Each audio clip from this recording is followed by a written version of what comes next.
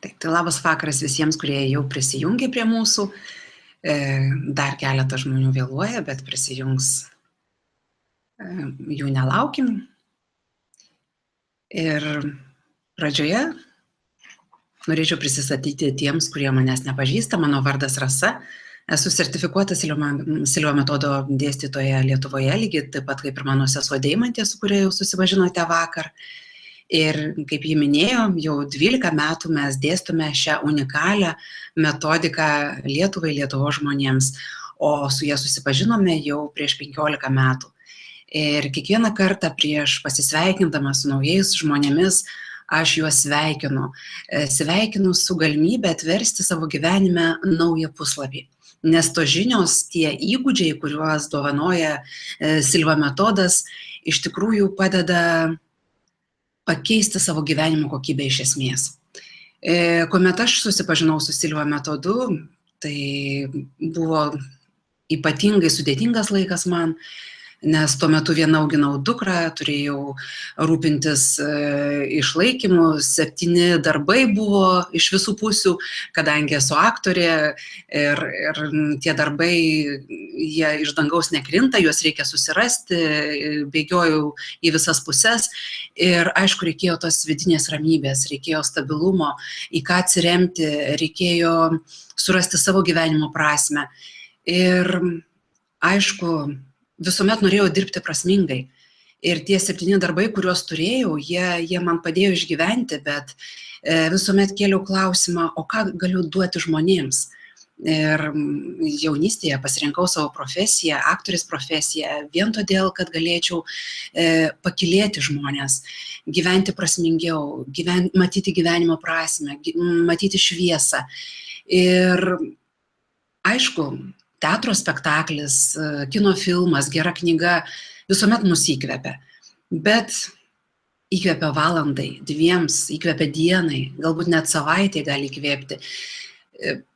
Bet man reikėjo kažkokio kito darbo, kuris ne tik žmogų pakylėtų, bet ir padėtų jam keisti savo gyvenimą iš esmės. To ieškojau, kaip jau sakiau, dėl savęs pirmiausia. Ir kuomet pirmą kartą sudalyvavau Silva metodo seminare, pasakiau taip, tai yra tai, ko man reikia, pirmiausia man pačiai, o paskui iš karto pradėjau ieškoti galimybių, o kaip galėčiau šitą metodą perduoti kitiems žmonėms. Ir kaip jau sakiau, 12 metų turiu šią galimybę ir kiekvieną kartą džiaugiuosi galėdama apie tai kalbėti naujiems žmonėms, kurie nežino, kokios yra galimybės gamtos mums duotos, kiekvienam iš mūsų. Visiškai nesvarbu, kokio jūs esat amžiaus, ar jūs esat studentas, ar jūs esat jau brandžiame amžiuje, ar jūs esate savo karjeros viršūnėje, o galbūt kaip tik esate giliame nuosmukyje, patyrėte kažkokią gilią gyvenimo krizę. Silva metodas ateina į pagalbą tada, kada jums reikia. Ir kai ką žmonės sako, ieškojau anksčiau, bet neradau, tik dabar sužinojau visai netyčia. Visuomet žinios ateina tinkamu laiku, tada, kada jūs esate pasirengę, tada, kada jūs esate pribrendę iš esmės kažką keisti ir ne tik paklausyti, ne tik surinkti naują intelektualią kažkokią informaciją, bet iš esmės esate pasirengę pokyčiams. Taigi aš sveikinu kiekvieną iš jūsų ir vakar jau susipažinote, Deimantė pristatė, kokia yra plati mūsų pasąmonės galia ir kiek nedaug tik tai mūsų gyvenime lemia tas sąmoningas mąstymas. Taip, jis yra labai svarbus, bet visas gylis, visos šaknys slypi mūsų pasąmonėje. Ir šiandien šį vakarą mano užduotis tiesiog atkreipti dėmesį į tai, kas mums trukdo susijungti su ta pasąmoninė savo žmogiškąją galia, kuri yra mums duota gamtos. Nes dažniausiai tai yra ne kas kita, kaip jau minėjau, kaip stresas, kaip lėkimas, bėgimas per darbus, ieškojimas naujų galimybių. Galų gale stresas, jeigu darbo neturite, tai stresas nuolatinis savęs graužimas, vidinis stresas iš vidaus, kuris tiesiog neleidžia tų galimybių pamatyti. Ir norint stresą įveikti, kaip ir bet kurį priešą, pirmiausiai reikia pažinti. Todėl šį vakarą aš kviečiu jūs atsigręžti į tą didžiausią mūsų priešą, į stresą ir pažvelgti iš esmės, kas jį mums sukelia, kur dažniausiai mes nuleidžiame rankas, kaip pasiduodame šitoje gyvenimo kelionėje. Ir supratę tai, suvokę, mes labai gražiai galėsime jau sąmoningai gyvenant atsirinkti, kada reikėtų stresuoti, sukaupti savo jėgas, o kada reikėtų tiesiog tą stresą paleisti. Nes gyvename iš tikrųjų 21 amžiuje, streso lygis yra be galo didelis. Tik pažvelkite, ką kalba statistika. Ji yra be galo iškalbinga. Milijonai žmonių, ne jūs vienas patirite tą didžiulį spaudimą šitame gyvenimo greitkelyje. Ir pasaulinės sveikatos organizacijos skambina pavojaus varpais, mūsų širdis nebeatlaiko to krūvio, mūsų psichika jau nebegali pakelti ir leisti mums įgyvendinti tuos tikslus, kuriuos mes esame užsibrėžę. Taip, mūsų ego, mūsų norai, jie yra dideli, mes norime labai daug, galimybės kartais žmonėms duodamos šiais laikais ir internetas, visos technologijos mums suteikia tas galimybės būti sėkmingesniems, labiau realizuoti save, išreikšti save, bet esame žmonės.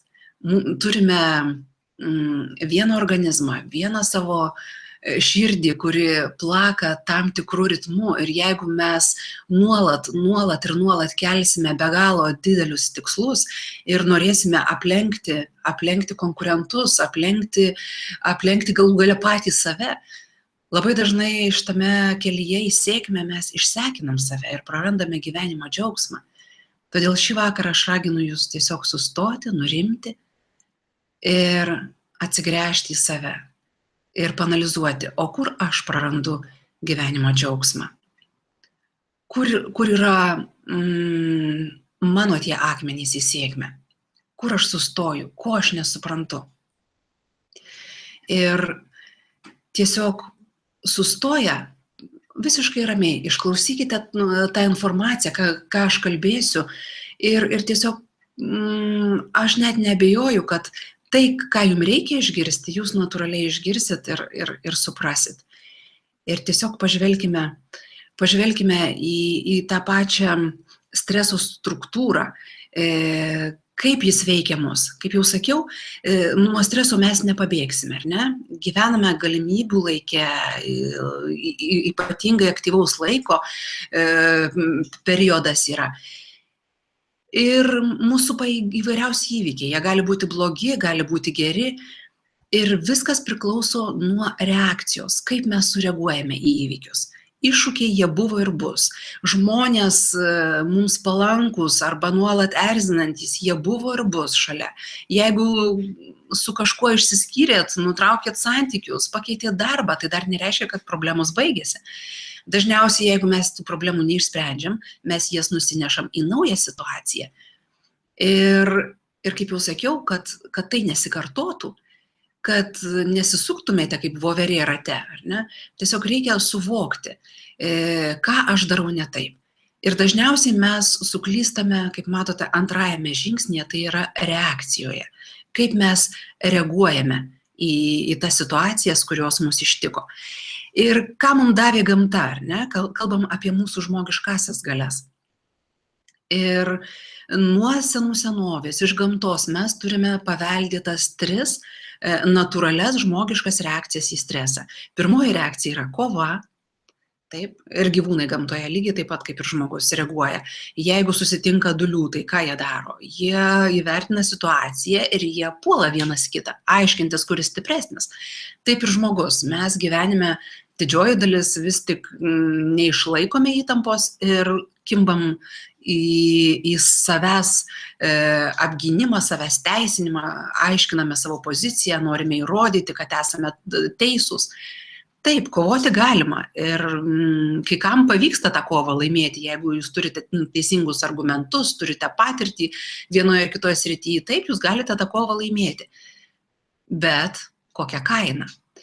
tie žmonės, kurie kovoja gyvenime, galbūt ir jūs esate vienas iš tų, jie dažniausiai susiduria su kraujotakos problemomis. Tokių žmonių širdis patiria ypatingai didelį stresą. Ir jeigu jūs turite aukštą kraujospūdį, tai tik įrodo, kad jūs esate vienas iš tų kovotojų gyvenime.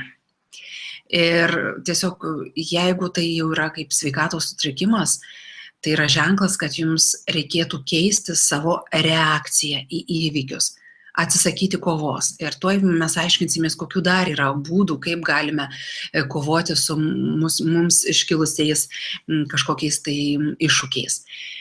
Taigi, antroji natūrali paveldėta reakcija iš gamtos, ką daro žmogus, tai yra įšaldymas. Kai kurie gyvūnai tiesiog sutikę priešą gamtoje, jie sustingsta. Jie prisiderina prie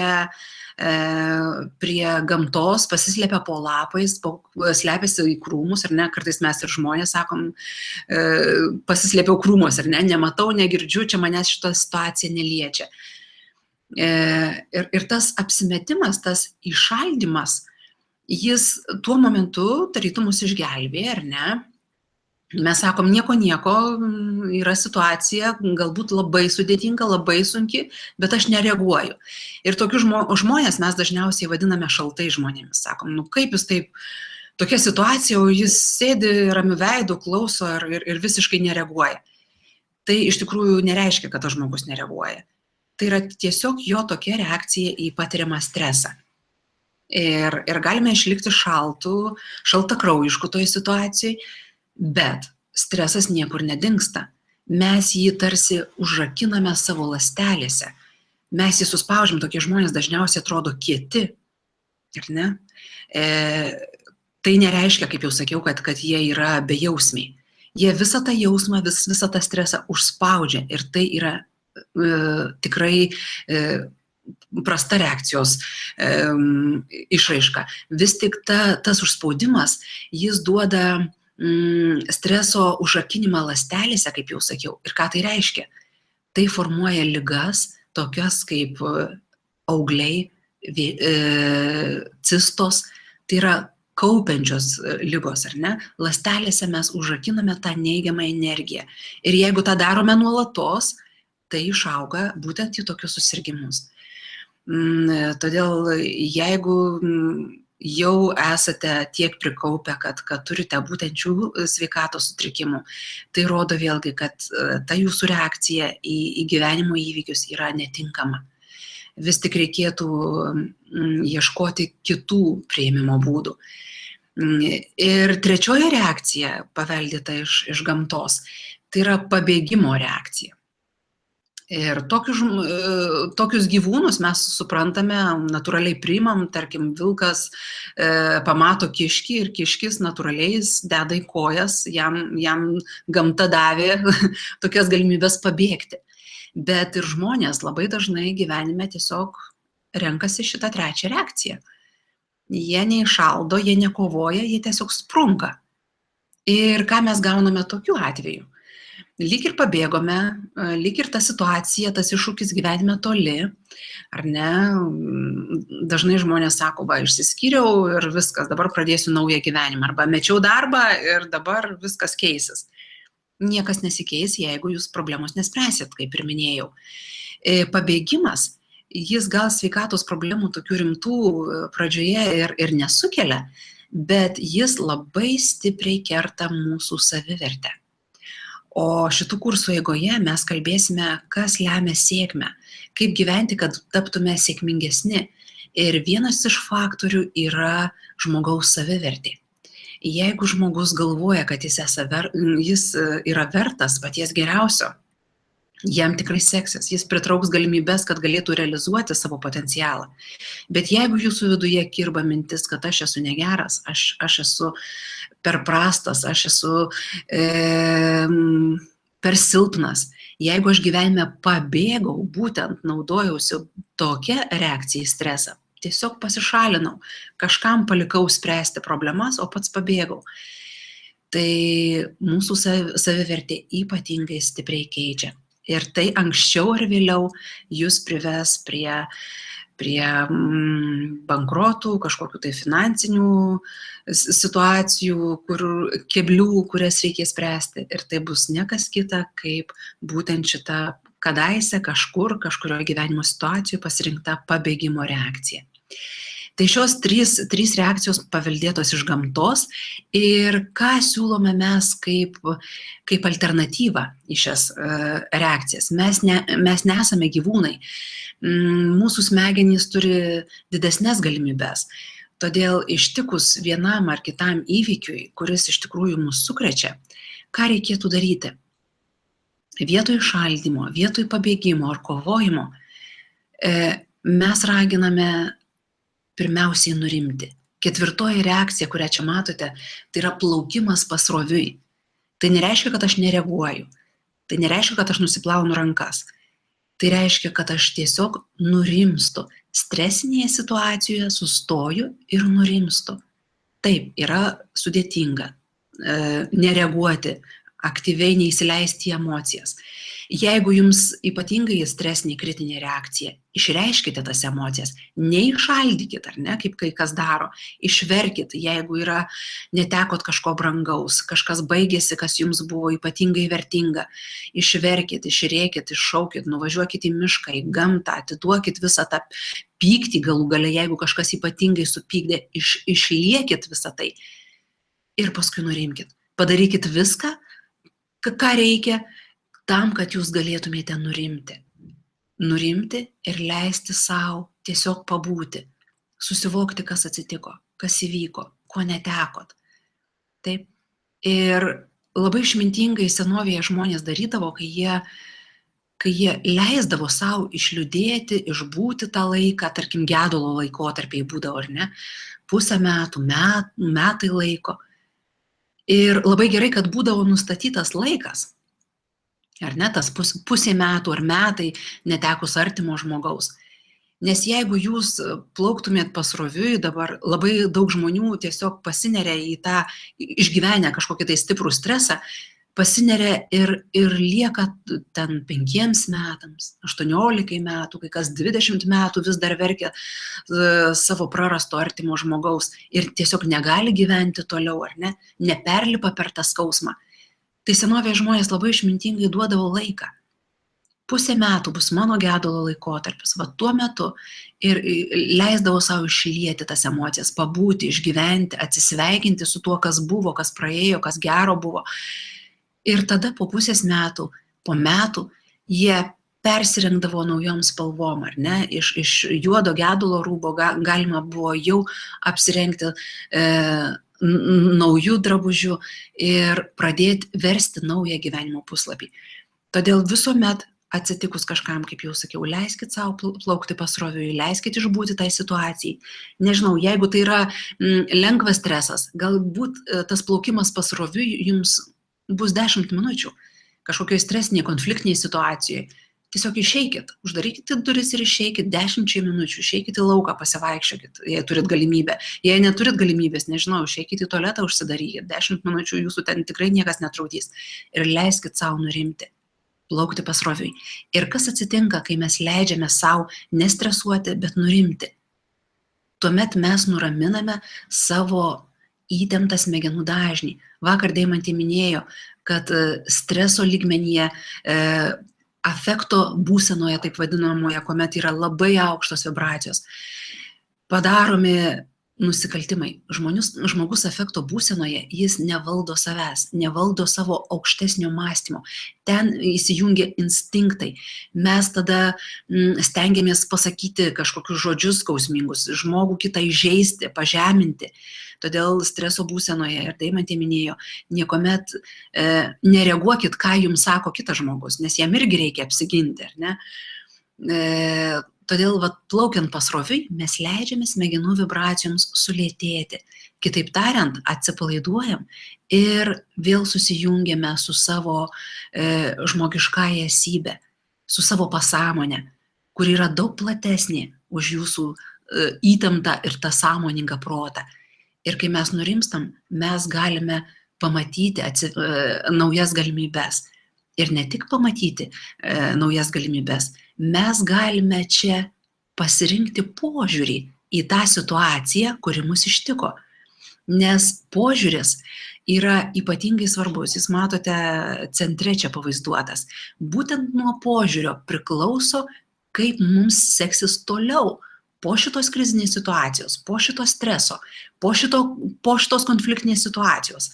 Ar mes viską sugriausim, ar mes susiimsim ir kūrybingai išspręsim tą susidariusią situaciją. Taigi, požiūris lemia, kokios netgi bus medžiagos išskirtos į mūsų organizmą. Ir jeigu jūs galvojat, o siaube, ar ne, kas dabar bus, kokia situacija, ko gero viskas, šita situacija mane pribaigs, jeigu jūs imate tokį požiūrį. Dažniausiai mes panikuojame ir būtent taip reaguojame. Ką daro mūsų organizmas? Į mūsų smegenis yra išskiriamas kortizolis. Tokia cheminė medžiaga, kuri veda mus į išsekimą. Pažiūrėkit, kaip mes jaučiamės po konfliktinių situacijų. Dažniausiai nebekyla rankos, nieko nebenorime daryti, jaučiamės išsekę, ar ne? Sakom, viskas, rankos nekyla, kažkaip vėl stotis, imti ir kažką veikti. Mes jaučiamės išsekę. Tai jeigu jaučiatės išsekę, tai reiškia, kad jums kuo greičiau reikia keisti požiūrį į tą situaciją, kuri įvyko. Taip, kad ir kokia sudėtinga situacija, visuomet žiūrėkite, o kas gero. Taip, jeigu kažko netekot, praradot darbą, kas gero. Taip, dabar aš neturiu darbo, bet aš turiu mėnesį laiko, tarkim, jeigu pasirinkote plaukimą pasroviui, mėnesį laiko aš dabar leisiu savo pailsėti. Taip, galbūt neturėjote atostogų keletą metų, galbūt sunkiai dirbo, tame darbe visiškai išsekot, atėjo laikas pailsėti. Todėl nestresuokit, nepanikuokit, tiesiog leiskit savo pabūti ir pasakykit, kiek laiko pabūsit. Aišku, čia galbūt nebus galimybių ilsėtis pusę metų, o galbūt reikės pusę metų, niekas nežino. Duokit savo terminą. Protas mėgsta tikslę, aiškę formuluotę užsakymo jūsų. Jisai tiesiogiai vykdo tai, ką jūs pasakot, apie tai kalbėsime šitų kursų metu labai daug. Todėl aiškiai tiksliai savo įvardinkit, ar ne? Kad, tarkim, mėnesį arba savaitę laiko aš nieko nedarysiu, tiesiog leisiu savo pailsėti. Ir po to savaitės laiko, kai jūs nestresuosite, jūs pailsėsite, atsigausite, kaip jau sakiau, atsivers platesnis mąstymas. Ir po to savaitės, kai jūs prikausite jėgų, atsiras adrenalinas, sakysit, palaukit, savaitę jau nieko neveikiu, arba mėnesį nieko neveikiu, pusę metų nieko neveikiu. Atsiranda adrenalinas, kuris skatina jūs ieškoti, veikti. Gerai, palauko, tai ką aš dabar darysiu?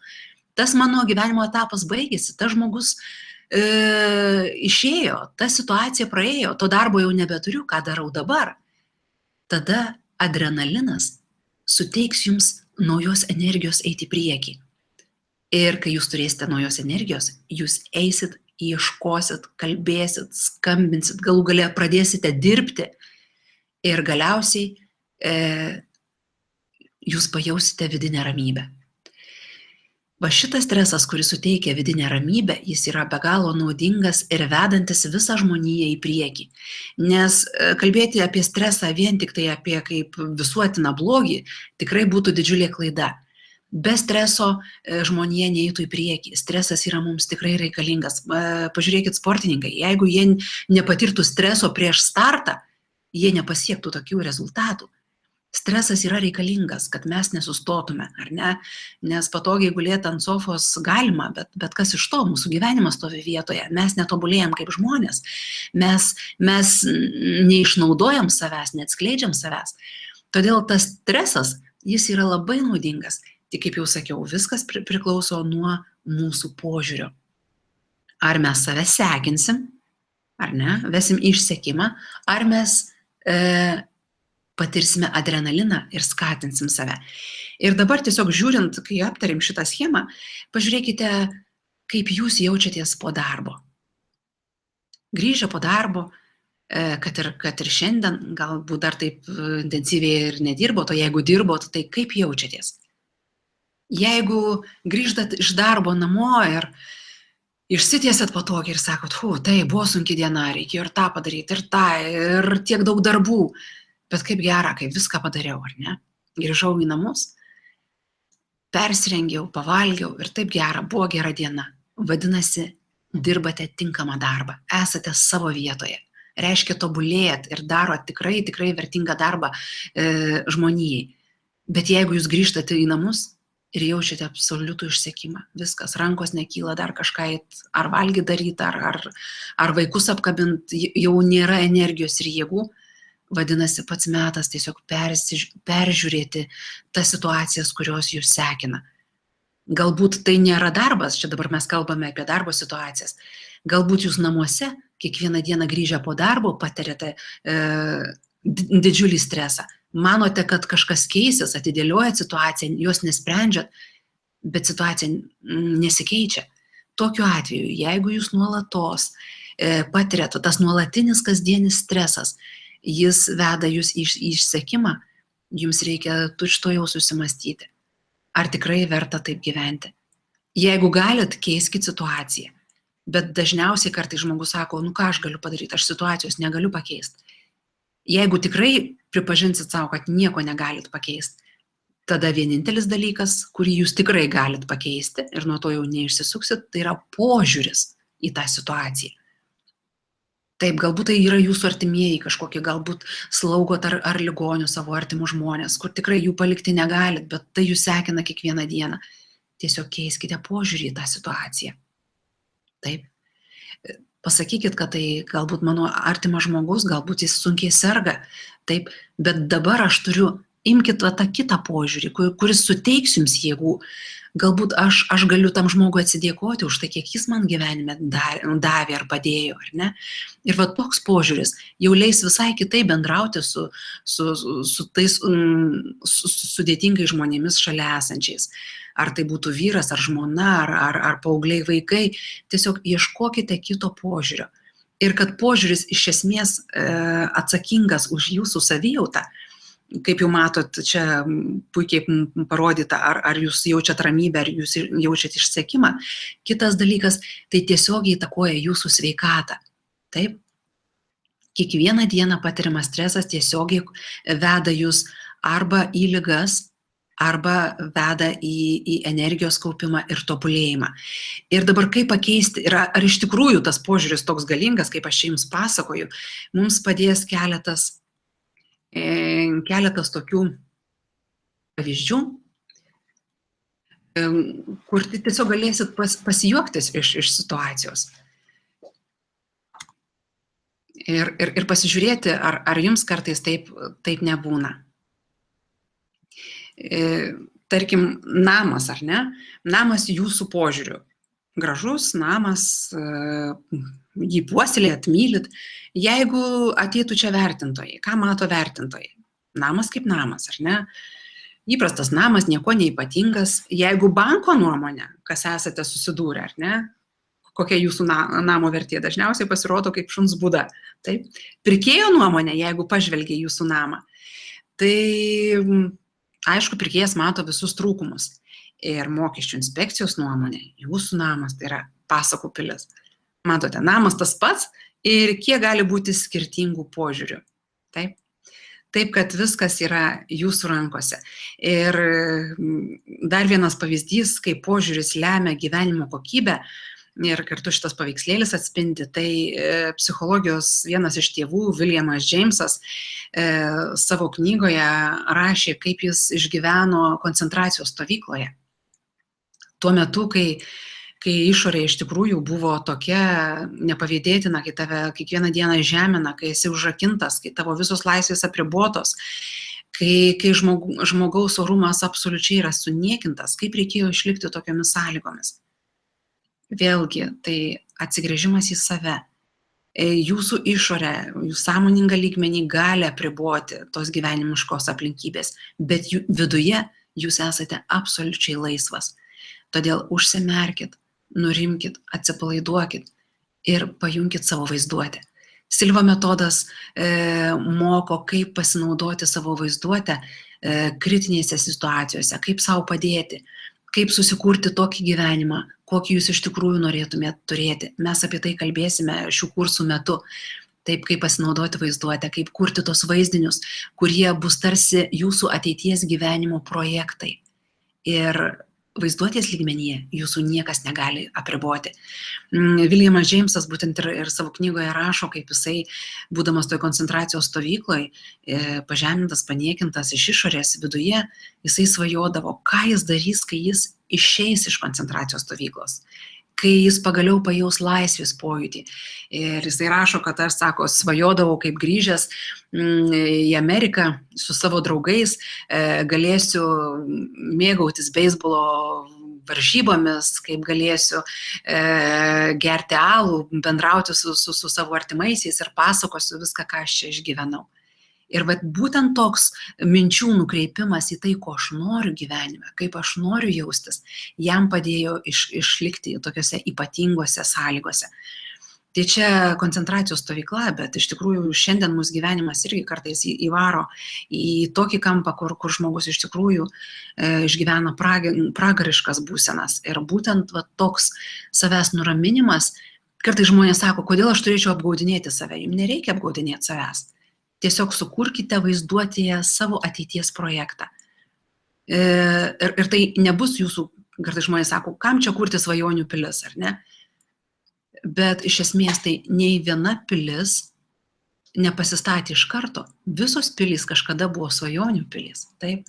Tam reikėjo svajonės, idėjos, vėliau projekto ir tik po to rinkti akmenis ir statyti pilis.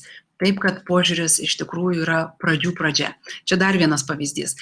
Kaip atrodo iš tikrųjų kelias, matot, pėsčiųjų perėja, eismo juostos ir žiūrėkit žemiau, taip kelią mato vairuotojai, ar ne? Požiūris vairuotojo, kad nėra čia ko vaikščioti, yra eismas ir trečiajame paveikslėlyje, kaip mato kelią pėstieji. Jie eina ten, kur jiem reikia, jiems pėsčiųjų perėjos visur, ar ne? O kelias yra vienas. Taip, kad tiesiog, jeigu jaučiate išsekimą, tiesiog ieškokite kito požiūrio į savo gyvenimišką situaciją. Ir dabar, kaip jau sakiau, kad norint apsisaugoti arba tinkamai reaguoti į tą stresą, pirmiausia, reikia iš arčiau į jį pažvelgti, kas tai yra tas didžiulis monstras, kuris taip mus kartais gąsdina, tas žodis stresas, ar ne? Ir štai prieš akis jums keletas tokių elementų, kurie dažniausiai sukelia mums stresą. Pirmiausia, pradėkime nuo viršutinio, tai yra fiziologiniai poreikiai. Nepatenkinti fiziologiniai poreikiai visuomet sukels stresą, jeigu jūs būsit nepavalgęs, ar ne, kaip jaučiatės, kai esat nevalgę visą dieną, kaip tuomet sekasi dirbti. Aišku, būsite piktas, ar ne, sakom, piktas kaip vilkas. Ir pavalgė žmogus, jis yra ramus, jis ramiai išklauso, su nuotaika reaguoja, gali pajokauti, ar ne, žmogus įsimiegoja, žiūrėkit, visiškai naujas požiūris. Pasakose slypi visa išmintis, kaip sakoma, ten irgi rusų liaudės pasaka, rytas už vakarą protingesnis, ar ne? Taip, kad kada mūsų protas apsivalo nuo streso, miego metu, per sapnus, kalbėsime jau rytoj apie tai, kaip stresas yra išvalomas, kaip organizmas natūraliai apsivalo nuo streso.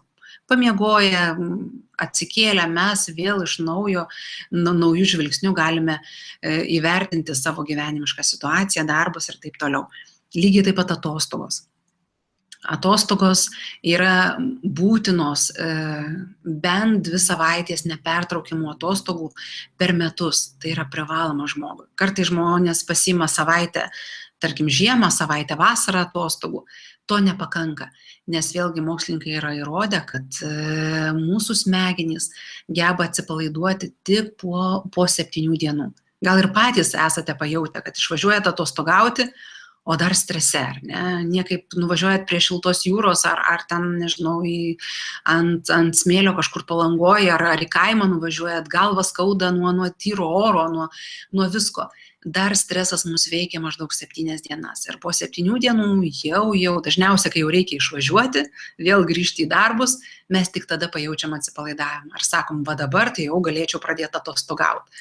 Taip, kad organizuokit savo atostogą, savo poilsį taip, kad tikrai turėtumėte bent porą savaičių nepertraukiamų atostogų per metus. Ir aišku, būtinai 1 diena savaitėje. Irgi labai reikalinga. Netgi bažnyčioje sakom, ar ne, švęs sekmadienį. Tai ne šiaip savo, kad sekmadienį. Jeigu jūsų darbo situacija tokia, kad jūs turite dirbti sekmadienį, visiškai nesvarbu, bet kurią dieną savaitėje pasiskirkite savo poilsio dieną ir būtinai pailsėkite. Nes, aišku, galit būti jūsų ego varyti jūs į priekį ir norėt būti pirmas, bet žinot liaudės tokia patarlė irgi, kad nuvarytus arklius nušauna. Ir jau kai išseksit, kai pervargsit, būsite piktas, nelaimingas, niekam nereikalingas ir pradės nesisekt. Taip, kad tikrai pasirūpinkite savo poilsiu. O ką valgyti, čia jau yra atskirų seminarų temos, yra daug informacijos internete, kiekvienas tiesiog irgi, kada mes atsipalaiduojam, mes labiau jaučiam savo kūną, savo organizmą. Ir šių kursų metu mes kalbėsime apie tai, kaip keisti savo valgymo įpročius, bus tam tikros technikos, kurios padės jums, nes nuolatinis persivalgymas vėlgi tai yra streso pasekmė. Tai šioje vietoje tikrai turėsite keletą technikų, kurios jums pagelbės, padės. Ir tokį stresą tikrai sugebėsite įveikti. Kitas streso sukėlėjas, kaip matote, emocijos. Taip, ir čia jau ko gero suprantama, kai įsileidžiam į stipres emocijas, tai natūralu, kad yra stresas, pykstam, nervinamės, negirdim, kaip jau minėjau, niekuomet nereaguokit į tai, ką jums sako žmonės streso metu, nes dažniausiai tai yra skirta gynybai, tas žmogus tikrai apie jūs taip nemano ir taip negalvojo. O mes sakom, tai va, ką tu apie mane manai, tu tik dabar pasakėjai. Tai, žodžiu, emocijos, jos tikrai niekuomet neves jūs į teisingus ir sėkmingus sprendimus. Ir žmonės irgi turi posakį, kad sako, sprendimai priimti karštą galvą, jie nieko neduoda, ar ne? Ką reiškia karšta galva? Tai reiškia aukštos vibracijos, stresinės vibracijos, jos niekuomet jūs neišves į gerą sprendimą. Todėl reikia nurimti. Kaip nurimti? Tikrai išmoksite šitų kursų metu, kaip sureguliuoti tą savo įtampą ir kaip ją nuimti labai greitai. Mes mokinsimės vos per keletą minučių. Silva metodas leidžia atsipalaiduoti ir tik tada nurimus leisti savo ieškoti problemos situacijos sprendimo būdų. Ir emocijos, ką noriu pasakyti, jos yra užkrečiamos. Jeigu susitinkat su piktu, stresuotu žmogum, jis labai greitai jūs gali įvelti į konfliktą. Jeigu jūs susitinkat laimingą žmogų, draugą ar ne, kažkokį gatvėje, susitikot, jam čia kažkas pasisekė, jis dalinasi savo sėkme, tai gali įkvėpti ir jūs. Mes esame tokios būtybės, kad mes susitapatiname, mes norime užjausti, mes norime paguosti, mes norime pasidžiaugti su tai žmonėmis, kurie yra sutinkami. Ir dažniausiai čia suveikia veidrodiniai neuronai. Mes tarytum nukopijuojame kito žmogaus emocinę būseną. Todėl reikėtų vėlgi būti labai atsargiems ir pasižiūrėti, su kuo mes bendraujame. Jeigu mes nuolat vaikštom kažkokioj stresiniai būsenoj, žiūrėkime, kokie žmonės mūsų supa. Gal mes nuolat labai reaguojam į kitų žmonių keliamas emocijas. Ir tie veidrodiniai neuronai, jie tik atspindi kitų situacijas. Gal tai visai ne jūsų problema. Ir jūs tiesiog savęs sekinate absoliučiai be reikalo. Taip, kad tiesiog jeigu jūs sutinkat žmogų, kuris jums išpila, nežinau, visą savo susikaupusį pyktį ant jūsų, ar ne, arba savo nuoskaudas gyvenimo, pirmiausiai, aišku, jeigu tai yra jūsų artimas draugas, jūs išklausykit.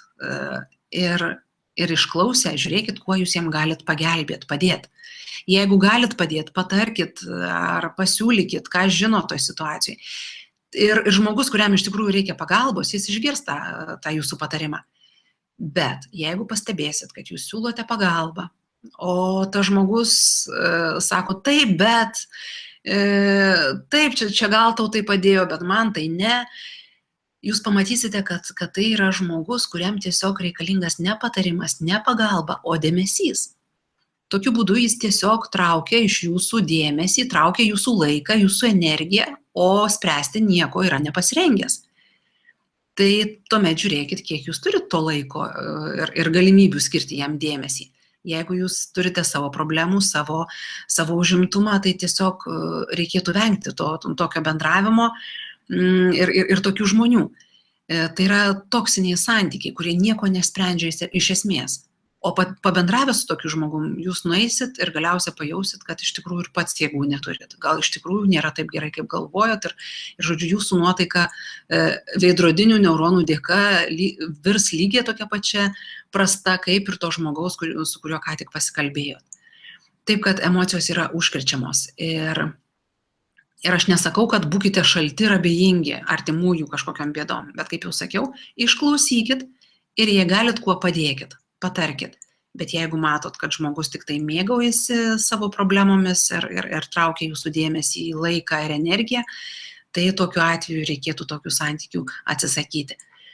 Ir tai čia aš kalbu, kai mes kažką sutinkam, bet emocijos gali užkrėsti net masiškai. Ir tuo puikiai naudojasi žiniasklaida.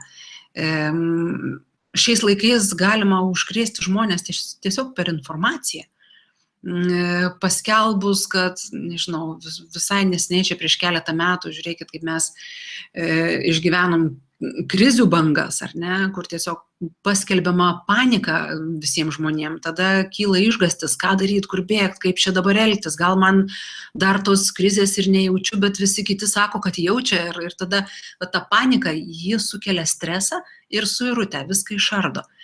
Ir ypatingai reikėtų žiūrėti, kaip jūs reaguojat, nes emocijos yra be galo galingas ginklas. Emocijos yra tarsi variklis, kuris paleidžia, užveda vieną ar kitą veiksmą. Gerai, jeigu yra geros emocijos ir užveda, jūs įkvepia kažkam, bet jeigu tai yra blogos emocijos, jos gali labai stipriai traukti neigiamas situacijas.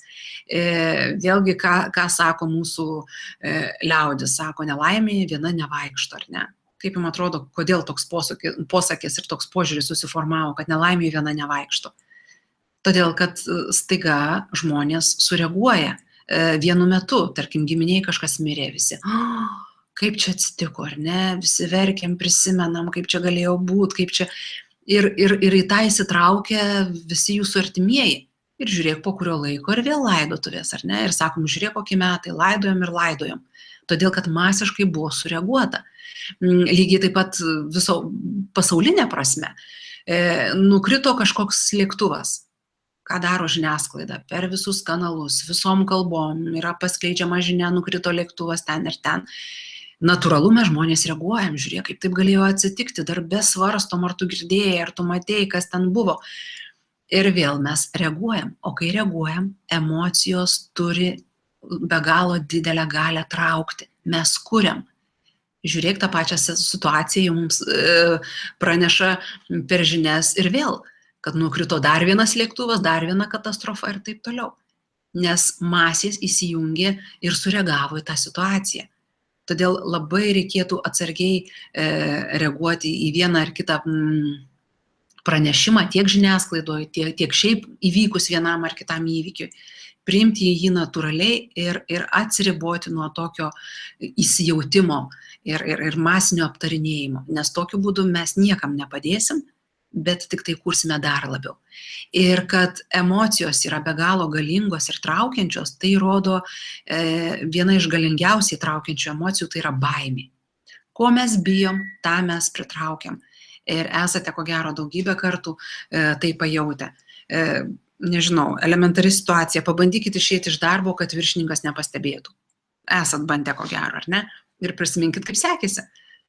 Jau atrodė, lyg ir viską sutvarkiau, viršininkas išvažiavo pro langą, mačiau, viską, darbus užbaigiau, jau pabėgsiu anksčiau. Ir tik rakinat kabineto duris ir sako, labas vakaras, jau baigėte darbus, viršininkas už nugaros, taip.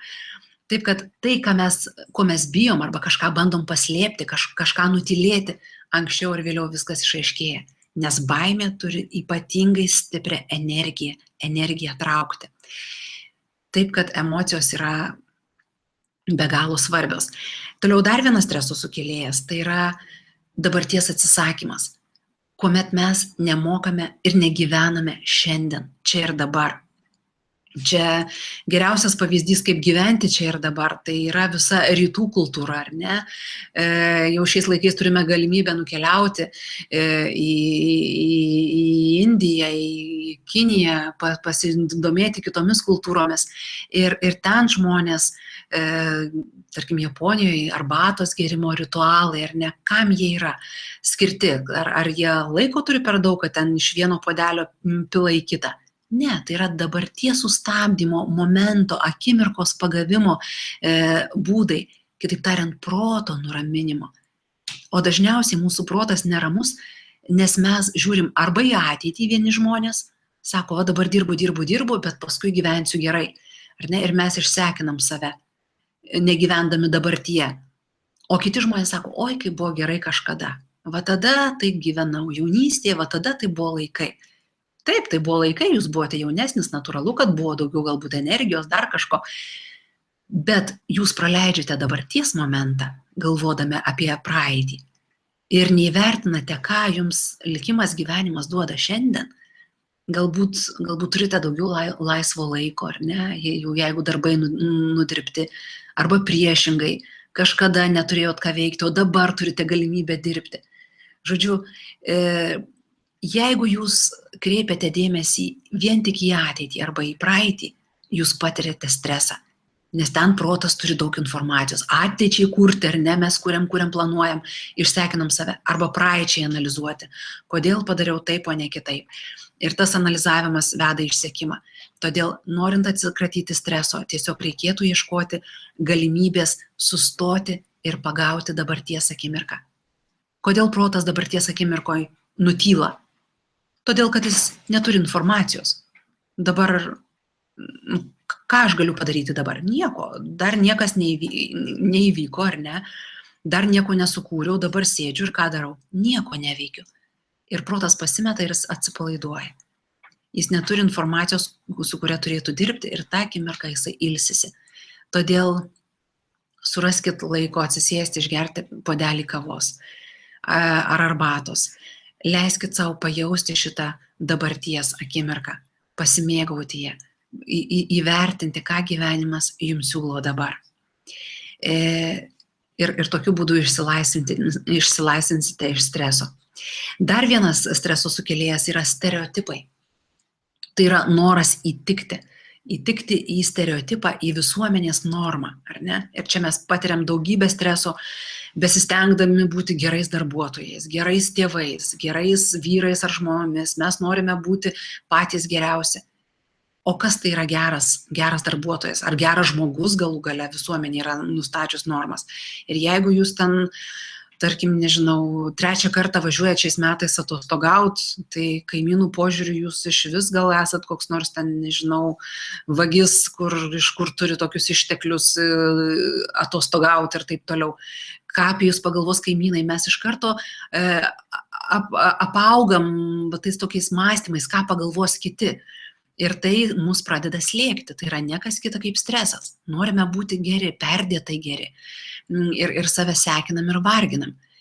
Ir atsiminkite vieną tokį dalyką, kad geri visiems niekuomet nebūsite. Ir neturėkite iliuzijų patikti visiems. Tyrimai rodo, kad iš 5 sutiktų žmonių, tik vienam žmogui jūs labai patiksit. Jūs galite dievinti. Vienas žmogus tiesiog jūsų neapkęs. Ir tai visiškai nepriklauso nuo jūsų. Jūs tiesiog jam nepatinkat.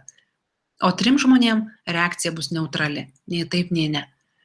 Taip, kad visuomet bus žmonių, kuriems jūs patiksit ir kuriems nepatiksit. Ir nesistengkite įtikti visiems, nes tai sukelia stresą.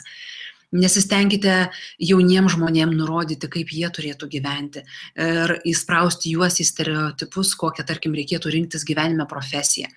Čia mes kaip tėvai dažniausiai sakom, vaikeli, mokykis ten ir ten, tai tu išgyvensi. Arba rinkis tą pačią profesiją, kurią aš turiu. Va, matai, kaip bus gerai, jeigu, tarkim, ten medikų šeimoje auga jaunas žmogus, visi nori būti, kad irgi paveldytų, ar ten teisininkų, kad paveldytų tą profesiją, ar ne? O gal ten yra žmogus menininkas, meniška siela. Taip, jis gali būti tapti, prisiversti save, tapti gerų vadovų, gerų teisininkų ar gydytojų. Bet jeigu tas žmogus jausis nelaimingas, gal jo pašaukimas yra kurti muziką, gal rašyti knygas, tapyti ar dar kažką, ar tiesiog būti su vaikais, ar ne? O jūs pasukote visai, pakreipite tą jauną žmogų kitų kelių.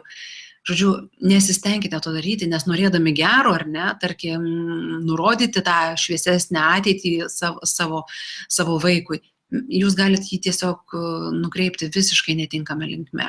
Taip, jis gali būti sėkmingas, įdėjęs daug pastangų, bet ar tas žmogus bus laimingas? Taip, kad tiesiog leiskit tokiu atveju jaunam žmogui atsakyti į klausimą, ką aš veikčiau gyvenime, jeigu už visus darbus mokėtų vienodai. Tarkim, tokį klausimą galėtų iškelt, ar ne? Ką aš dirbčiau?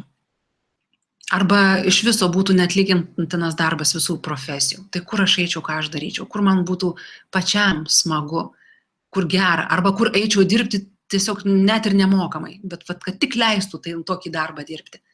Tai yra teisingiausias kelias. O kartais žmonės seminarų metu klausia, ką daryti, jeigu tarkim, svajojau būti šokėja, o visą gyvenimą dirbu buhalterė.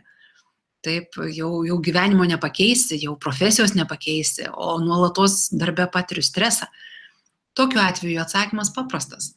Eikit, šokit po darbo, darykite tai, ką mėgstate po darbo. Būtinai suraskite laiko savo mėgstamai veiklai. Ir visiškai nesvarbu, kas ką galvos, kiek jų metų ar kiek jūs uždirbat, visiškai nesvarbu. Tiesiog būkite savimi. Ir dar visuomet seminaro metu pasakojam tokį pavyzdį.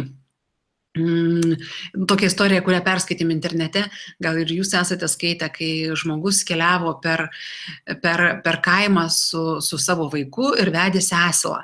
Užsisodino sūnų ant asilo ir vedasi per kaimą. Ir kaimo žmonės sako, žiūrėk, koks sūnus pats ant asilo joja, o va senas tėvas eina pėsti per kaimą.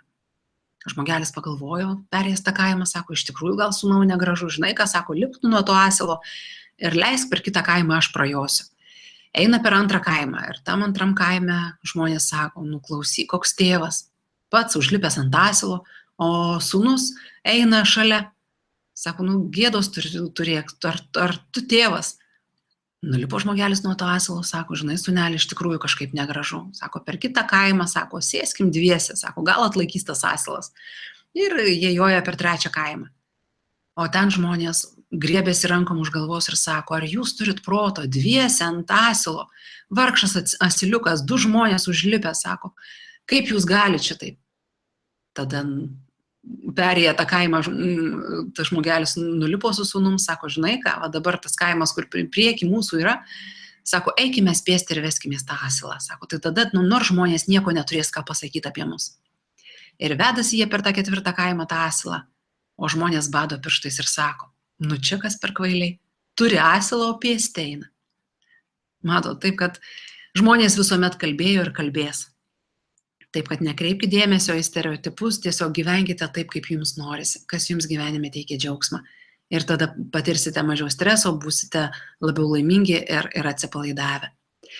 Kitas streso sukėlėjas tai yra įsitikinimai ir įpročiai, bet apie juos plačiai šiandien nekalbėsime, nes Jose Silva suprato, kad tai yra ypatingai svarbios mūsų gyvenimo sritys ir sukūrė net keletą technikų, kurios tikrai jums padės pakeisti savo sustabarėjusį mąstymą, įsitikinimus, tuos senus įpročius, kuriuos mes dažniausiai stengiamės keisti nuo naujų metų, nuo pirmadienio, ar ne, nuo kito mėnesio keistis. Taip, kad ir kadangi savęs nesugebam dažniausiai pakeisti arba tą kovą savo vidinę pralaimime, vėl patiriam stresą. Tai kad to streso būtų mažiau, tikrai turėsite pagalbą ir keletas technikų jums tikrai bus labai naudingos. Ir paskutinis streso sukėlėjas tai yra žodžiai. Žodžiai arba informacija, kurią mes išgirstam. Ir čia lyg ir viskas aišku, ar ne? Žodžiai, piktas žodis, natūralu, kelia stresą, bet visi žodžiai, jie yra be galo svarbus. Kas prisimenate, šventam rašte yra parašyta, pradžioje buvo kas? Žodis. Ir žodis tapo kūnu. Viso ko pradžia yra mintis ir žodis. Ir žodis pradeda kurti mūsų gyvenimo realybę. O dažniausiai kokią realybę mes kuriame? Susitinkam vienas su kitu, kaip jau minėjau, ar ne? Ir pilam va tokia šiukšlės. Kas negerai, valdžia negera, gyvenimas blogas, žmonės iš viso neina susikalbėti, atrodo, džiunglėse gyvenam. Ir ar mes įkvepiam vienas kitą, pasidalinę tokią informaciją? Aišku, ne. Mes apšiukšlinam save, savo protą, savo sąžinę, savo gyvenimą, savo emocijas ir gyvename va tokiam šiukšlyne. Ir jeigu šeštadienio rytą jums kaimynas atėjęs va tokias šiukšlės savo išbertų po langu, kaip jūs reaguotumėt? Sakytumėt, klausyk, susirink savo šiukšlės ir išmes ten, kur reikia, ar ne? Tai būtų natūrali jūsų reakcija. O kada mums išmeta emocinės šiukšlės, ką mes darom? Mes sakom, eik tu, tikrai, parodyk, papasako, kaip ten yra. Mes dar gilinamės ir patys į tą šiukšlyną savanoriškai įlendam. Pažiūrėkit, kas vyksta poliklinikose. Tiesiog nueikit, nežinau, kartais, čia paskutinį kartą rugsėjo pradžioje jau dukrai pažymos paimti prieš mokyklą pas gydytojus. Ir tiesiog net juokas ima iš tikrųjų, kaip žmonės tiesiog kovoja, kuriam yra blogiau. Susitinka dvi moterėlės atėję ir pasakoja, mano liga tai tokia, kita sako, ar čia tavo liga, va mano liga kokia. Ir, žodžiu, vyksta kova, kuriai yra blogiau. Tai čia tau, sako, nieko tokio, va mano kaimynė kaip buvo. Ir net nesuvokia, kad viena kitai tik tai pila tas emocinės šiukšlės ant galvos. Taip, kad būkite sąmoningi, kaip kalbate, ką kalbate, susitikę su savo artimaisiais ar pažįstamais žmonėmis gatvėse. Nes reaguoti į neigiamą informaciją, tokia yra mūsų prigimtis. Taip mūsų sąmonė užkoduota tam, kad mes išliktume. Ir dabar žiūrėkite, priešais jūsų akis yra keletas šypsenėlių. Matot, veidukų viso šypsosi. Ar pastebėjote vieną kitokią? Įsižiūrėkit. Ir dažniausiai protas labai greitai pastebi, kad viena yra nusiminus, taip? Kodėl tiek daug laimingų, taigi turėtų būti sunku surasti, kur čia kita, bet dažniausiai iš karto jūsų protas sąmonė fiksuoja tą nuliūdusią. Nes taip yra susiklostę istorijos eigoje, nes žmogui reikėjo išlikti ir tam, kad mes apsisaugotume nuo pavojų, mūsų sąmonėje yra viskas taip sukurta, kad mes iš karto pastebėtume tai, kas tą pavojų kelia. Taip, kad reaguoti į stresinės situacijas, į stresinės žinias, naujienas, tai yra natūralu, bet vėlgi tik tai būkite sąmoningi, kiek laiko ir kaip aktyviai jūs į tai reaguojate. Nes, kaip jau sakiau, jeigu įsijausit, tai jūs pradėsit griovimo procesą. Ir kad žodžius jūs girdit kiekvieną dieną, tai čia faktas. Ir žiūrėkite, čia labai gražiai pavaizduota, kaip žodis kuria mūsų realybę. Pirmiausia, išgirstame mes informaciją, tada ta informacija sukelia apmąstymus. Mintys mus veda į veiksmus. Išgirdom, apmąstėm ir mes imamės veikti vienaip arba kitaip, ar ne? Jeigu tai yra neigiama informacija, apgalvojom, prasideda dar viena krizės banga, ar ne? Ir ta mintis mus gąsdina, ką dabar daryti. Čia reikėtų mažiau leisti, labiau taupyti. Atsiranda įprotis užsidaryti kažkur, ar ne? Neleisti savo tiek, būti įtariam, gal čia tave norės apgauti, gal išvilioti pinigus, gal dar kažką. Tai formuojasi gyvenimo būdas. Tampame įtarūs, pikti, uždari, nieko nesidomintys ir likimas koks to žmogaus. Susiaurėja, mes tampame va tokie baukštus, riboti ir taip toliau. Norint pakeisti savo likimą, ar ne? Sakoma, esame patys savo likimo kalviai. Taip, iš tikrųjų, va šita schema puikiai parodo, kaip per žodį, mintį, veiksmus, įpročius, gyvenimo būdą mes nusikalam tą savo likimą. Ir jeigu šiandien jūsų netenkina ta situacija, kurioje jūs gyvenate, vadinasi, ką reikėtų keisti. Gyvenimo būdą ar lengva pakeisti. Kartais bandom, ar ne, vienam kitam pavyksta. Įpročius nuo pirmadienio. Jeigu esat labai valingas žmogus, gal ir pavyks, bet yra labai sunku. Kartais žmonės dabar ypatingai madinga sakyti, pozityviai mąstykim. Taip, yra daugybė literatūros įkvepiančios, mąstykime pozityviai. Ar lengva? čia mūsų kursuose irgi yra daugybė kartojančių, ar ne, jau šitą informaciją girdite ne pirmą kartą. Ar lengva pozityviai mąstyti? Jeigu tą darote daugybę metų, jau sąmoningai save sustabdot ir kontroliuojat, jau atsiranda įprotis. Tiesiog nebereaguoti, nepastebėti. Bet tai nėra taip paprasta. Tos mintys lenda ir lenda, situacijos, jos niekur nedingsta. Mes ir vėl susinervinam, mes ir vėl pykstam. Tai ką lengviausia būtų pakeisti, norint kažką pakeisti savo gyvenime realiai? Aišku, žodį. Pradžia yra žodis. Vietoj tų nusiskundimų savo sutinktiems žmonėm, tiesiog pasakykit, kad taip, galbūt yra tokia situacija, bet viskas bus vis geriau ir geriau. Silva metode mes seminaruose nuo to pradedam, nuo paprasto susitarimo, kad nuo šiol savo protui duosime vieną esminę komandą. Sakysim, kad ir kaip yra šiandien, nuo šiandien man yra vis geriau ir geriau visose gyvenimiškose srityse. Ir kaip jūs pasakot savo vis geriau ir geriau, kokios mintys kyla, o gal iš tikrųjų nėra taip blogai. Ir tada jūsų protas nurimsta, dingsta ta panika. Mintys atveria galimybę veikti kitaip. O gal reikėtų tą pabandyti, gal tą. Formuojasi įprotis klausyti, būti atviram, žiūrėti į gyvenimą atviromis akimis, matyti, ką daro kiti žmonės, kas jums patinka, ieškoti naujų prieimų, tampate atviras ir tas likimas keičiasi. Ir tai čia aš kalbu apie save, bet žodžiais mes labai dažnai įskaudinam arba nulemiam netgi kitų žmonių likimą, netgi gali būti taip. Jeigu jūs esate tėvai, jūsų žodis yra be galo reikšmingas jūsų vaikams. Jeigu jūs esate mokytojai, jeigu jūs esate gydytojai, jeigu jūs esate vadovai, jūsų žodis tiesiogiai lemia kitų žmonių likimus. Jeigu jūs vaikui, kaip tėvas grįžot iš darbo ir apšaukėt, kad jis ten kažko nepadarė, pasipainiojo jums po kojų, jūs esat pavargę šiandien. Vaikas tai priima kaip nuostata apie save, kad jis yra blogas ir kokios mintys ateis, kad aš esu negeras, tėvas ar mama manęs nemyli. Taip, kokie mokytojai, jeigu mokykloje pasakė, kad tu esi kvailys, ar ne, kokie veiksmai bus tokio vaiko? Ar jis norės ruošti pamokas? Jeigu ir tėvas sakė, kad aš blogas, mokytojas sakė, kad nieko nesugebu, ar norės jis sėsti prie pamokų? Aišku, ne.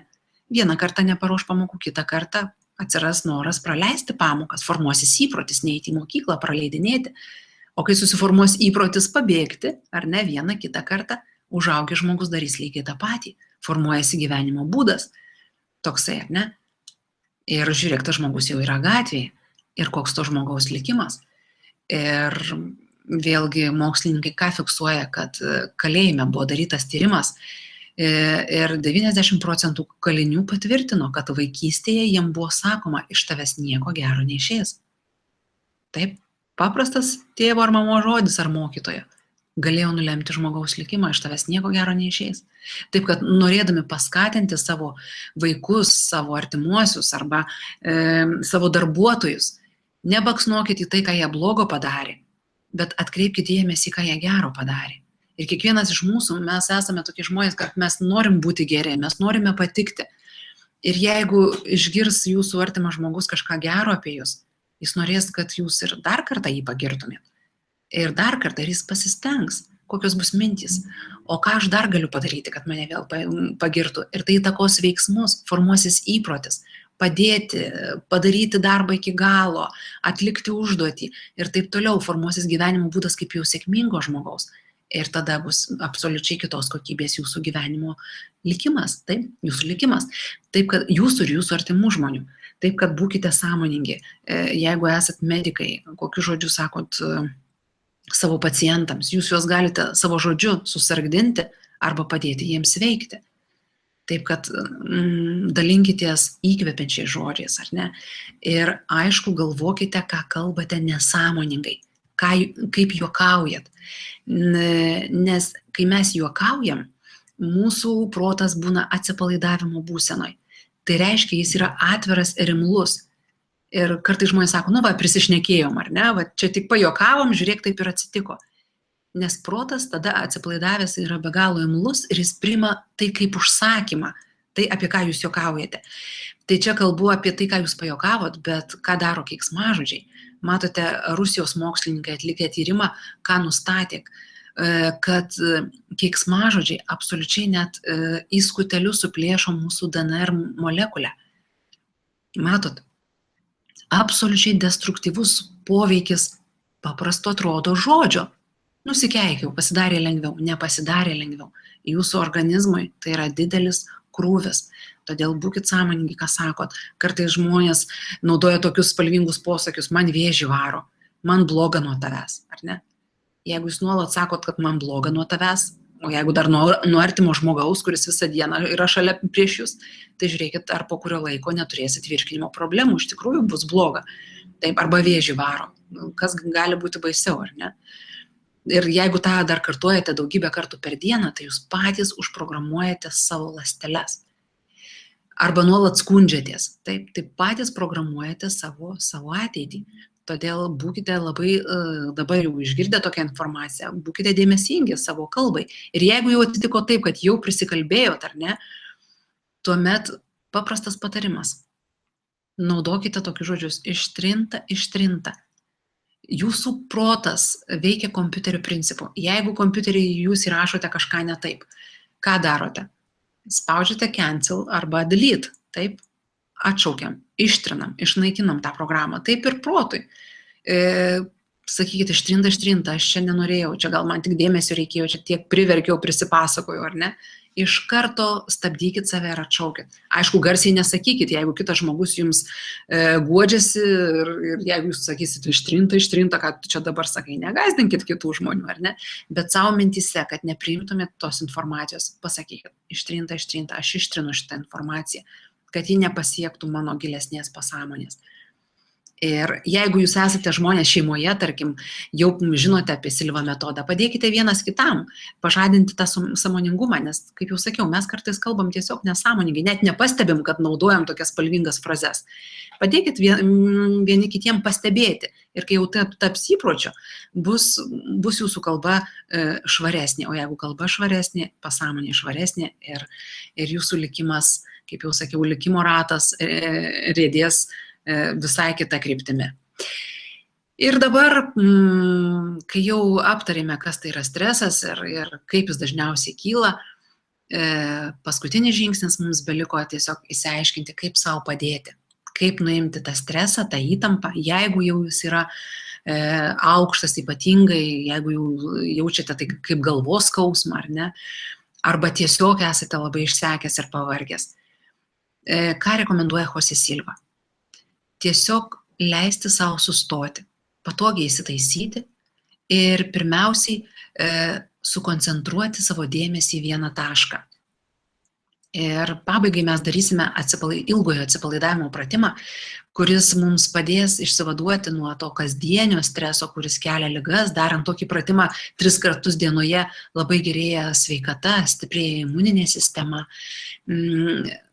Užtenka ir kartą per dieną, jeigu sergate ar ne, jeigu sudėtingai serga, 3 kartus gali daryti, jeigu profilaktiškai bent kartą per savaitę tokį pratimą reikėtų daryti, tiesiog penktadienio vakarą ar šeštadienį iš ryto, leisti savo atsisėsti ir nuimti tą sukauptą savaitės bėgyje stresą. Ir kaip mes tą pratimą darysime? Kaip jau sakiau, susikoncentruosime į vieną tašką ir pradėsime nuo skaičiavimo atbuline tvarka. Nes skaičiavimas didėjančia tvarka, jisai užkelia smegenų vibracijas. O skaičiavimas mažėjančia tvarka, tas vibracijas lėtina. Todėl jeigu jūs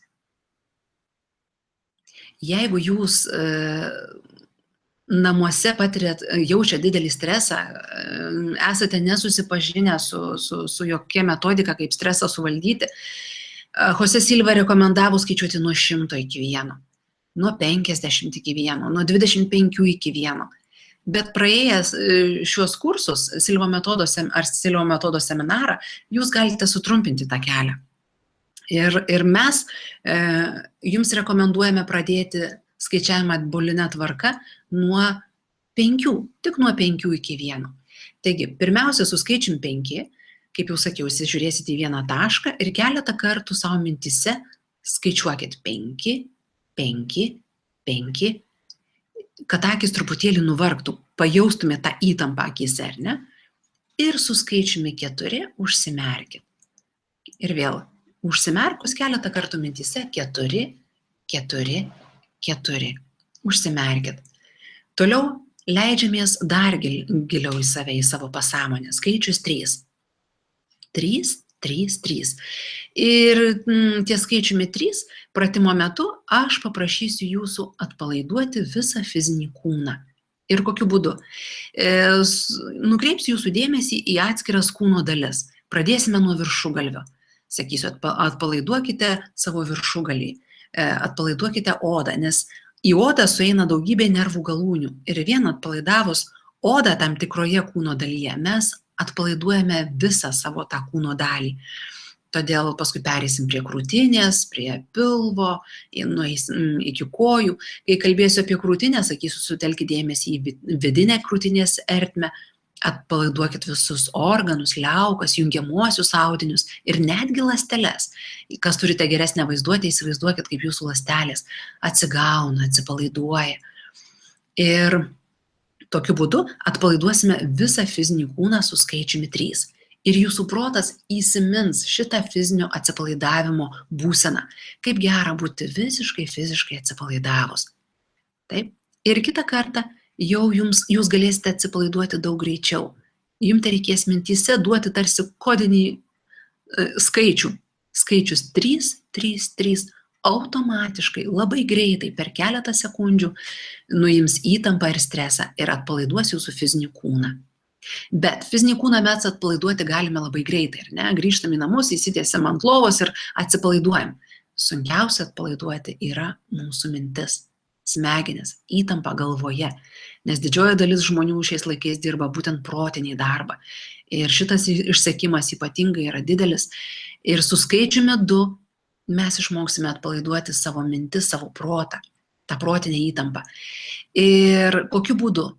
Vėlgi, mokslininkai yra įrodę, kad mūsų smegenys vienu metu gali įsivaizduoti tik tai vieną vaizdinį.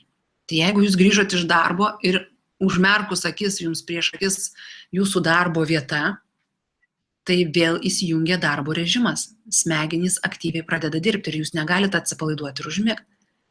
Tai tokiu atveju reikia patraukti į šalį tą darbo vaizdinį ir įsivaizduoti priešai save kokį nors raminantį vaizdinį. Tai, kas jums sukeltų atsipalaidavimo būseną. Ir protas tiki vaizdiniais. Šių kursų metu, kaip jau minėjau, daug kalbėsim apie vaizduotę.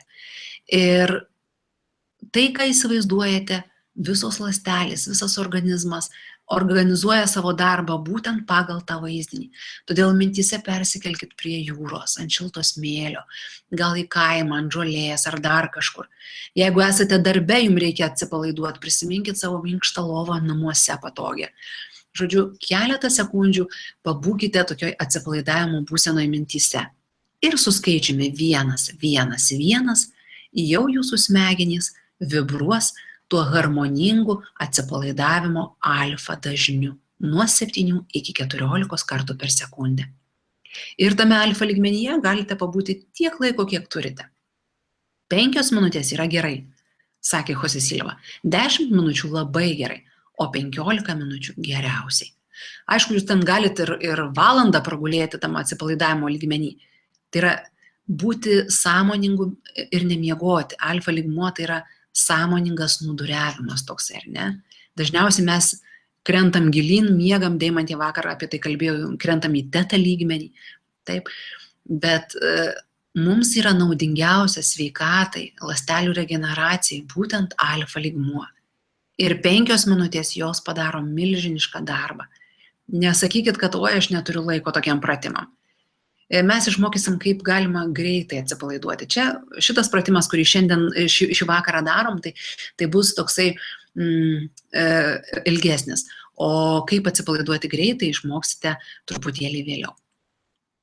Toliau, pratimo metu aš paprašysiu jūsų persikelti į idealią atsipalaidavimo vietą. Tai gali būti, kaip jau sakiau, tiesiog jūsų lova. Arba jeigu esat kur buvę kažkokioje gražioje vietoje išvažiavę ir ten puikiai atsipalaidavot, mintyse persikelkite į tą atsipalaidavimo vietą. Tik tai ten turėtų būti pasyvi atsipalaidavimo vieta. Nepasirinkit kokio nors baseino, ar ne? Nes ten vis tiek baseinas reikalauja jėgų, tarkim, plaukiot per seminarą. Irgi vienas žmogus sako, aš plaukiu, jūs ten pasakėt, kad paliksit mus 1 valandą, sako, mintyse pavargau be plaukiant. Žodžiu, tai turėtų būti pasyvi vieta, kur jūs savo mintyse leistumėte atsipalaiduoti. Arba ten irgi dar vienas atvejis buvo, kai žmogus pasirinko pirtį, sako, aš labai gerai pirtyje atsipalaiduoju, bet pratimo metu skambės toks sakinys, kad aš jūs ten paliksiu 1 valandą. Tai įsivaizduokit, valanda pirtyje. Irgi protas gali iš karto vietoje atsipalaidavimo įjungti streso režimą. Taip, kad pasirinkite pasyvę atsipalaidavimo vietą, tą, kuri jūs atpalaiduos. Ir aš ten sakysiu, kaip jau sakiau, valandą laiko, bet tikrai tiek laiko mes neturėsim. Alfa lygmenyje laikas nejuntamas ir ta informacija, kad valandą laiko tiesiog duodama tam, kad jūs tikrai leistumėt savo tą minutę atsipalaiduoti. Toliau, kad išlaikytumėt sąmoningumą ir mokintumėtės neužmigti, aš jūsų protą užimsiu įvairiausiais teiginiais. Dabar kokie tai teiginiai? Čia jūs matote bendrus teiginius, kuriuos mes naudojame seminarų metu, kad jie tiktų visiems žmonėms.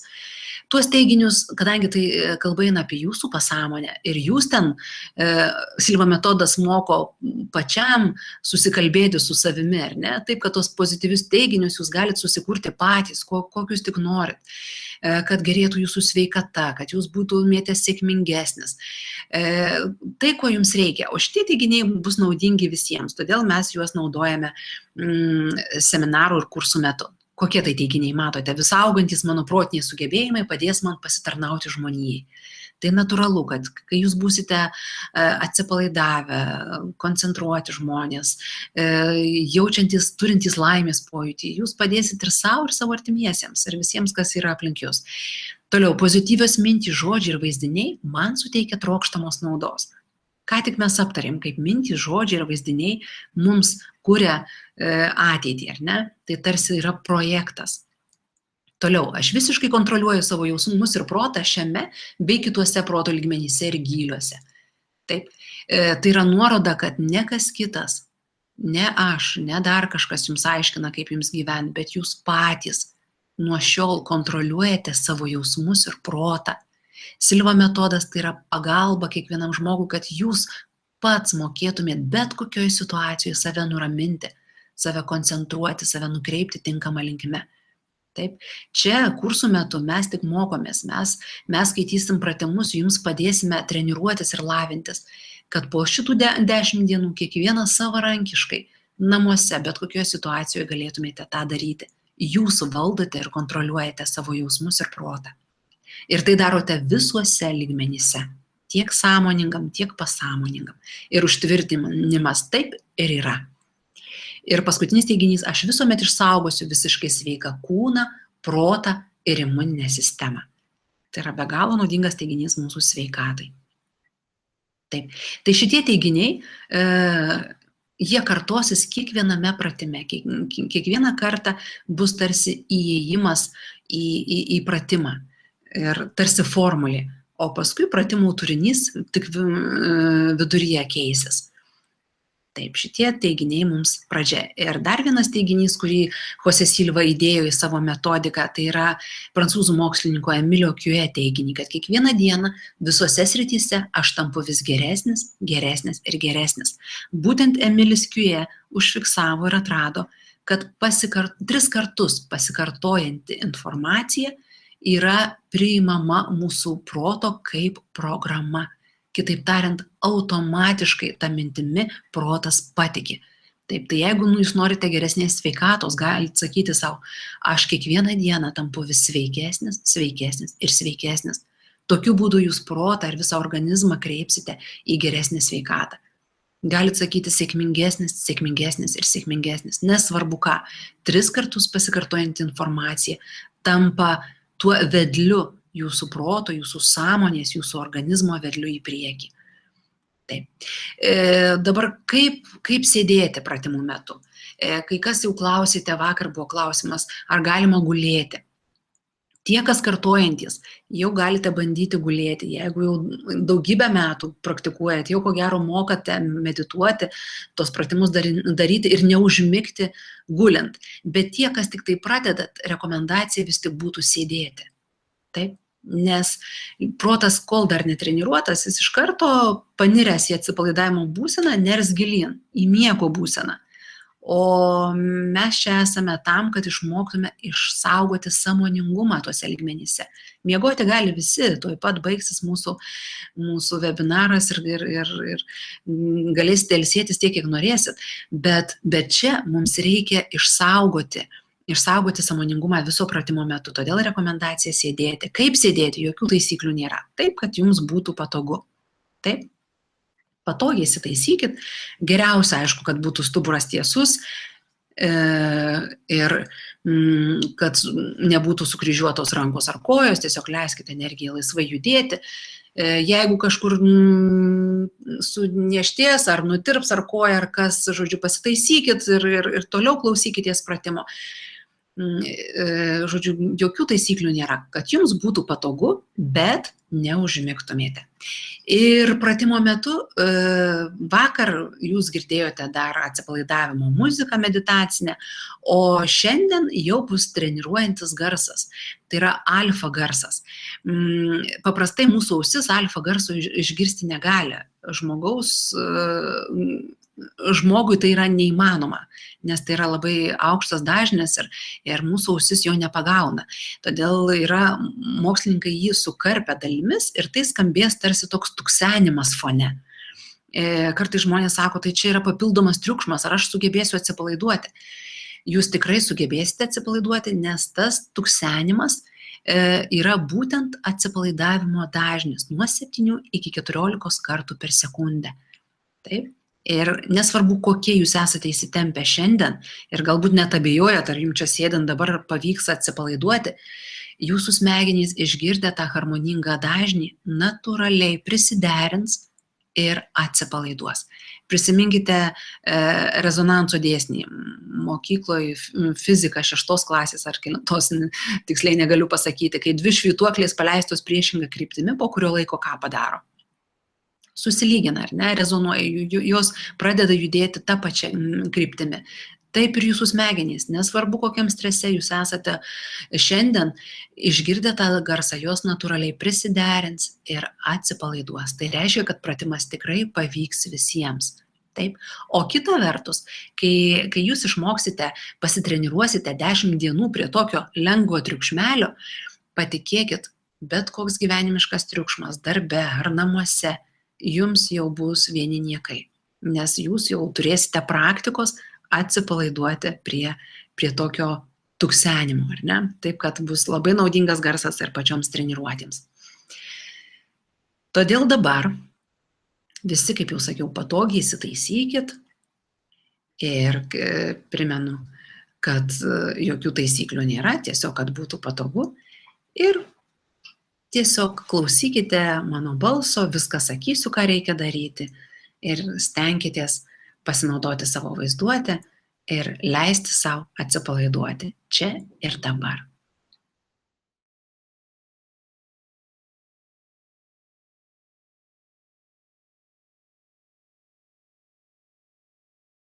Pratimą pradėsime skaičiavimo metodu nuo 5 iki 1. Patogiai atsisėsk, galvą laikyk tiesiai ir akis pakelk 45 laipsnių kampu. Koncentruok savo žvilgsnį į vieną tašką sienoje ar lubose ir pasistenk kuo ilgiau nemirksėti. Mintyse kartok arba įsivaizduok skaičių 5, kol akių vokai pavargs ir tau kils noras užsimerkti. Kai tai pajusi, užsimerk ir neatsimerk iki pratimo pabaigos. 5, 5, 5, 5, 5. Užsimerk. Mintyse kartok arba įsivaizduok skaičių 4.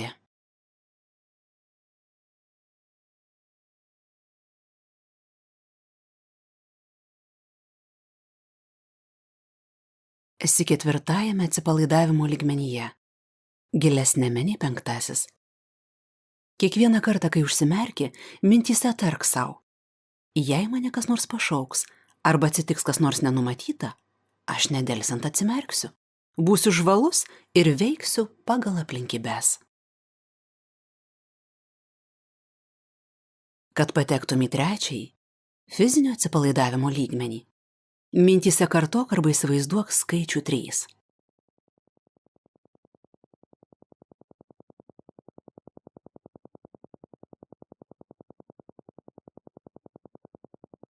Esi trečiajame lygmenyje, gilesnėme nei ketvirtasis ir dar gilesnėme nei penktasis. Dabar atsipalaiduok. Kad padėčiau tau išmokti atsipalaiduoti trečiajame lygmenyje, aš nukreipsiu tavo dėmesį į skirtingas tavo kūno dalis. Sutelk dėmesį į viršugalvį, į viršugalvio odą. Pajusk malonius virpesius, švelnų dilgčiojimą ar šilumą.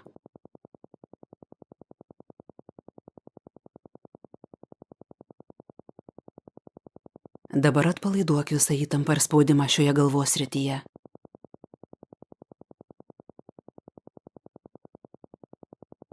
Tęsiant pratimą, tavo viršugalvis vis labiau ir labiau atsipalaiduos. Dabar sutelk dėmesį į kaktą ir kaktos odą. Pajusk malonius virpesius, švelnų dilgčiojimą ar šilumą.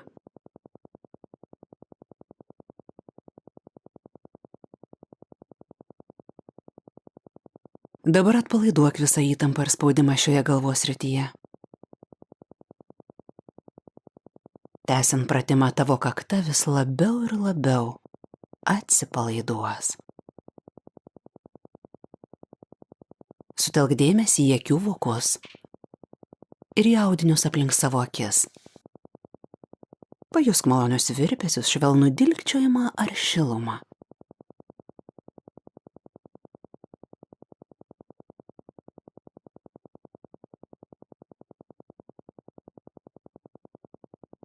Dabar atpalaiduok visą įtampą ir spaudimą šioje veido dalyje. Tęsiant pratimą, tavo akių vokai vis labiau ir labiau atsipalaiduos.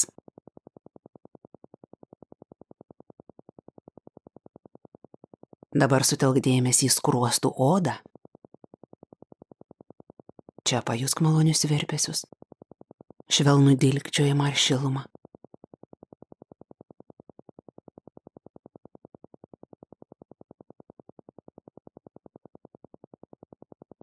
Dabar atpalaiduok visą įtampą ir spaudimą šioje veido dalyje. Tęsiant pratimą, tavo veidas vis labiau ir labiau atsipalaiduos. Atmink, jog lengva šypsena visada padeda atpalaiduoti veido raumenis. O dabar sutelk dėmesį į odą aplink savo burną. Pajusk malonius virpesius, švelnų dilgčiojimą ar šilumą.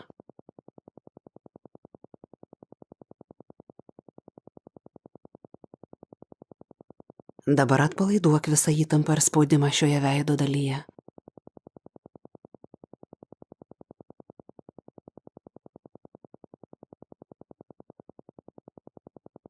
Tęsiant pratimą, tavo burna vis labiau ir labiau atsipalaiduos. Dabar sutelk dėmesį į vidinę gerklės dalį ir balso stygas. Pajusk malonius virpesius, švelnų dilgčiojimą ar šilumą.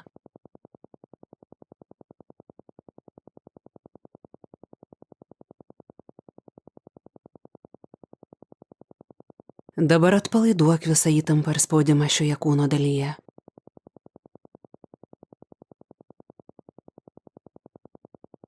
Tęsiant pratimą, tavo vidinė gerklės dalis vis labiau ir labiau atsipalaiduos. O dabar sutelk savo dėmesį į pečius ir rankas. Jaus, kaip drabužiai liečia šią tavo kūno dalį.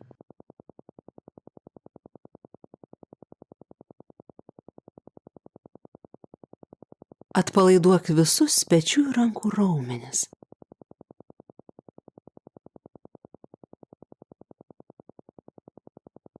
Tęsiant pratimą, tavo pečiai bei rankos vis labiau ir labiau atsipalaiduos. Dabar sutelk dėmesį į nugarą.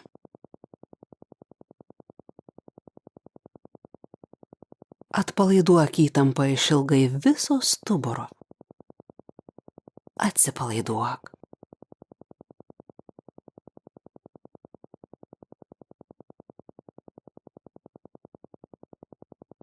Sutelk dėmesį į krūtinę. Jaus, kaip drabužiai liečia šią tavo kūno dalį.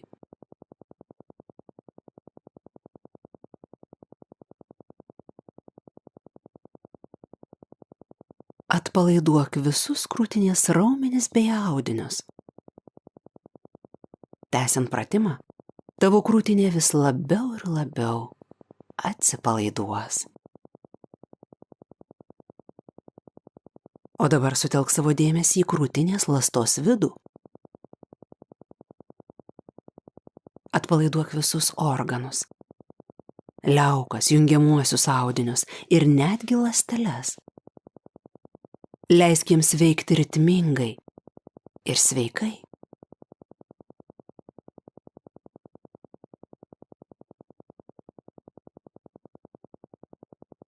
Jei kokie nors organai krūtinės srityje funkcionuoja neritmingai, įsivaizduok juos visiškai sveikus.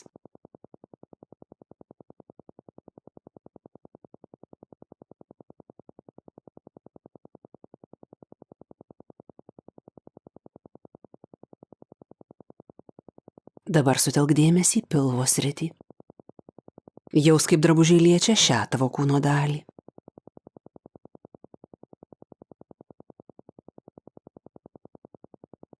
Atpalaiduok visus pilvo raumenis bei audinius. Tęsiant pratimą, tavo pilvas vis labiau ir labiau atsipalaiduos. Dabar sutelk dėmesį į vidinę pilvo ertmę. Atpalaiduok visus pilvo organus, liaukas, jungiamuosius audinius ir netgi ląsteles.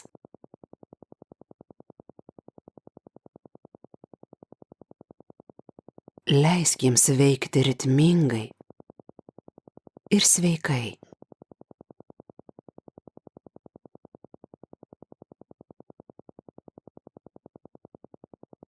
Jei kokie nors organai pilvo srityje funkcionuoja neritmingai, įsivaizduok juos visiškai sveikus.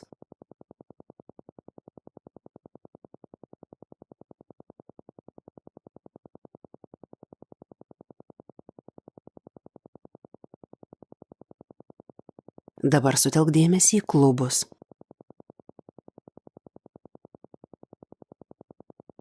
Atpalaiduok įtampą ir spaudimą juose.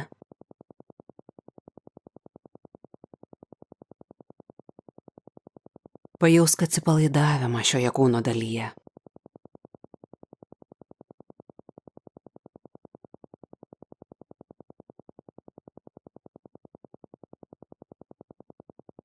Sutelk dėmesį į šlaunis. Jaus, kaip drabužiai liečia šią tavo kūno dalį.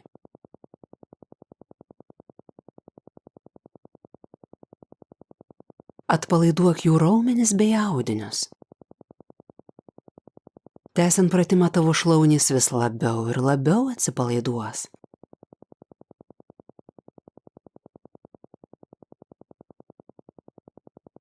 Tu jauti, kaip valdant savo protą, su kiekvienu lygmeniu gilėja tavo atsipalaidavimas. Dabar sutelk dėmesį į kojų kelius.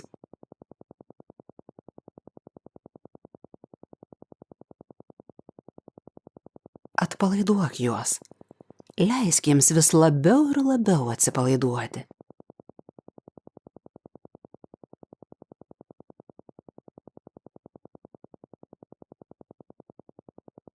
Sutelk dėmesį į blauzdas.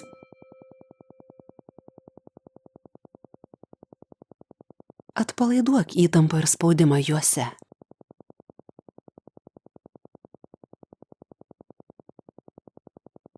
Leisk joms vis labiau ir labiau atsipalaiduoti.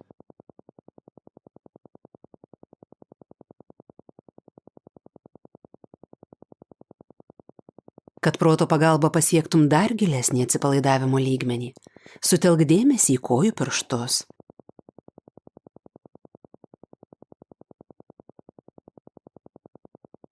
Įeik į dar gilesnį ir sveikesnį atsipalaidavimo lygmenį.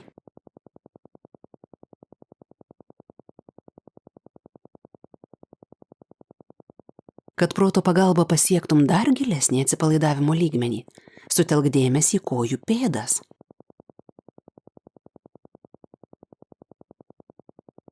Įeik į dar gilesnį ir sveikesnį atsipalaidavimo lygmenį.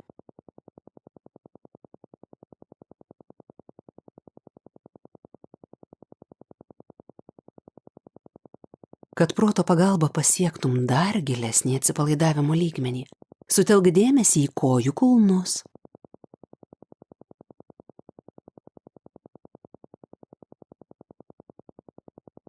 Įeik į dar gilesnį ir sveikesnį atsipalaidavimo lygmenį.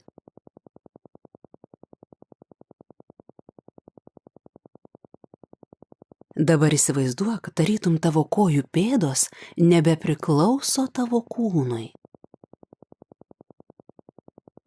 Tavo kūnas tarytum nebejaučia tavo pėdų. Pajusk, lyg tavo pėdos, blauzdos ir keliai nebepriklauso tavo kūnui.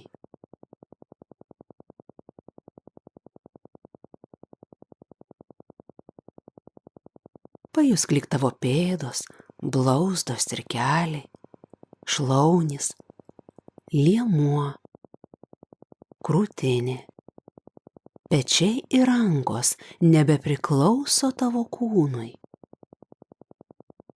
Esi giliame atsipalaidavimo lygmenyje, gilesnėme nei prieš tai. Tai yra trečiasis fizinio atsipalaidavimo lygmuo. Norėdamas pasiekti šį atsipalaidavimo lygmenį, turi keletą kartų mintyse ištarti arba įsivaizduoti skaičių 3. Ir tavo kūnas automatiškai atsipalaiduos taip, kaip dabar. O kartojant šį pratimą, atsipalaiduosi vis labiau ir labiau. Kad pasiektum antrąjį, protinio atsipalaidavimo lygmenį, keletą kartų mintyse ištark ir įsivaizduok skaičių 2.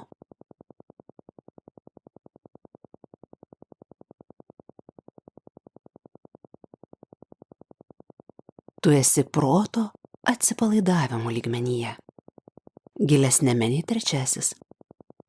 Antrajame proto atsipalaidavimo lygmenyje garsai tavęs neblaško. Jie tik padeda vis labiau ir labiau atsipalaiduoti. Padėsiu tau išmokti atpalaiduoti protą antrajame lygmenyje ir tavo vaizduotei pateiksiu keletą raminančių vaizdinių, kurie padės tau atsipalaiduoti. Todėl dabar įsivaizduok gražią vasaros dieną. Tu esi paplūdimyje, jauti saulės šilumą, švelnų vėjelį, girdi bangų mūšą. Visa tai tave ramina ir padeda atsipalaiduoti.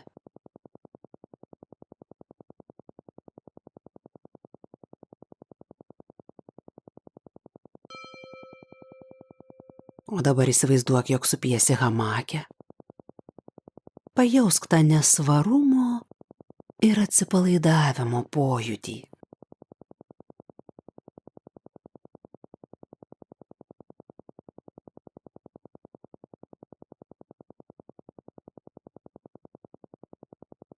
Tave ramina ir atpalaiduoja pasivaikščiojimas po mišką, gražią saulėtą dieną.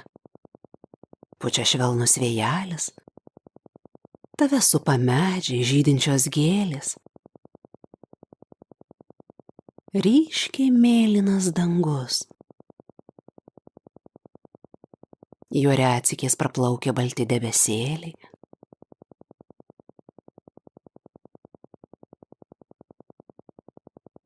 Tolumoje girdi paukščių čiulbesį.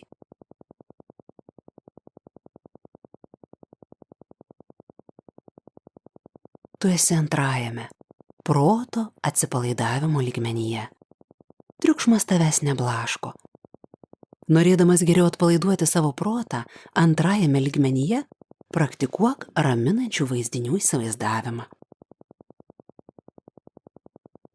Kad pasiektum pirmąjį, bazinį atsipalaidavimo lygmenį, keletą kartų mintyse ištark ir įsivaizduok skaičių 1.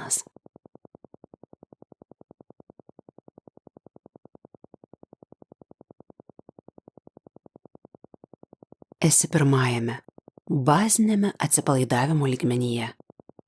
Šiame lygmenyje gali įgyvendinti bet kokius siekius.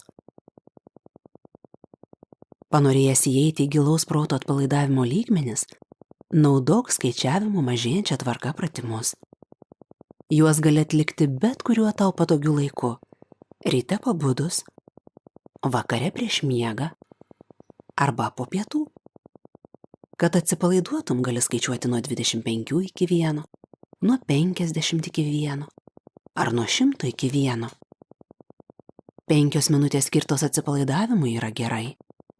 10 minučių labai gerai. O 15 minučių geriausiai. 1 atsipalaidavimo pratimas per dieną yra gerai. 2 pratimai labai gerai. O 3 pratimai geriausiai. Jei turi sveikatos sutrikimų, pratimus atlik 3 kartus per dieną po 15 minučių. Tu visada ir visiškai kontroliuoji savo protą ir pojūčius, bet kuriame lygmenyje ir gylyje. Taip pat ir išorinės sąmonės lygmenyje. Kad sugrįžtum iš bet kurio lygmens, mintyse tau reikia suskaičiuoti nuo 1 iki 5. Pasakyk savo ties skaičium 5 aš atsimerksiu, būsiu žvalus, sveikas ir jausiuosi žymiai geriau negu prieš tai. Tada lėtai galėsi pradėti skaičiuoti nuo 1 iki 3. Ties skaičiumi 3 mintyse primink savo, kad suskaičiavęs iki 5 atsimerksi. Ir tęsk skaičiavimą. Ties skaičiumi 5 atsimerk ir mintyse tark savo. Esu žvalus, sveikas, jaučiuosi žymiai geriau negu prieš tai. O dabar, kad atsipalaiduotum dar labiau, aš skaičiuosiu nuo 10 iki 1. Su kiekvienu mažėjančiu skaičiumi tu vis labiau atsipalaiduosi ir pasinersi į gilesnį ir sveikesnį proto lygmenį. 10. 9. Pajus, kaip tu grimsti gilyn. 8. 7. 6. Gilyn ir gilyn. 5. 4. 3. Dar giliau.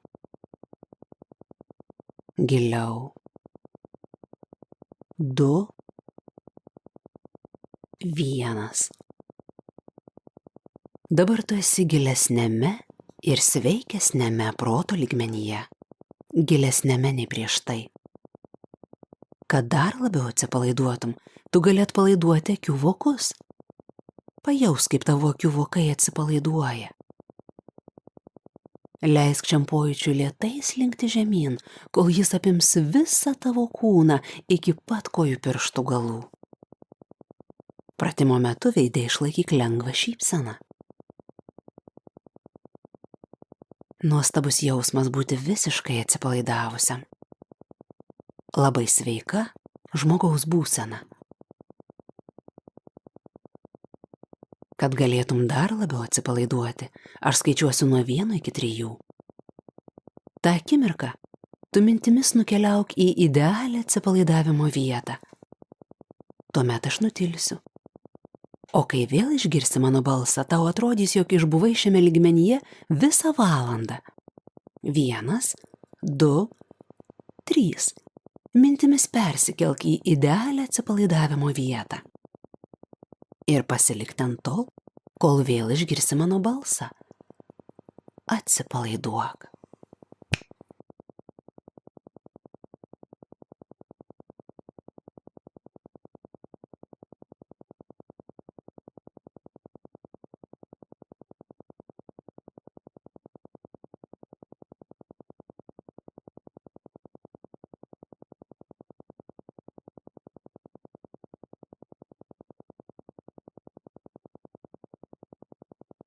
Atsipalaiduok. Giliai įkvėpk. Ir lėtai iškvėpdamas pasinerk giliau. Tu klausai mano balso ne tik šiame, bet ir kituose proto lygmenyse. Ir tai darai savo paties labui. Tu to nori, taip ir yra. Pagrindinis skirtumas tarp genijaus mąstysenos ir paprastos yra tai, jog genijai daugiau ir ypatingų būdų panaudoja savo protinius sugebėjimus. Dabar tu taip pat mokaisi originaliai naudoti savo proto galiomis. Šiuos naudingus teiginius tu gali kartoti būdamas giliame proto lygmenyje. Kartok mintyse paskui mane. Visaugantys mano protiniai sugebėjimai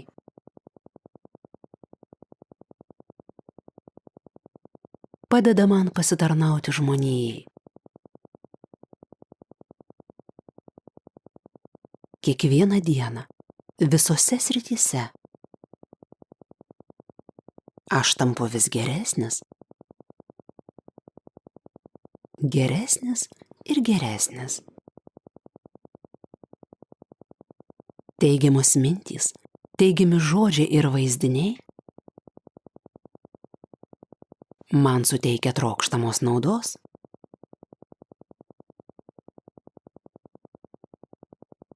Aš visiškai kontroliuoju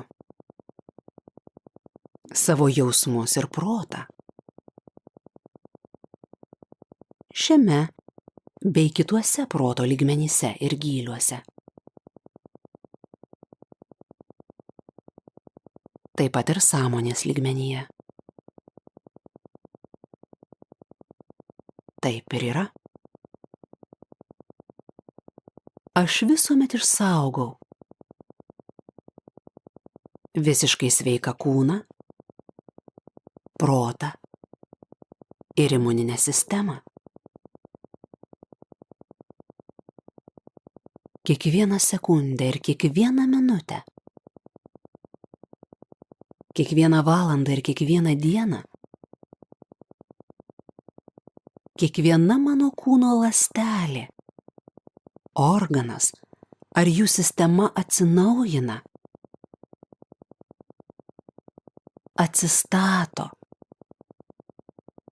ir prisipildo naujos energijos.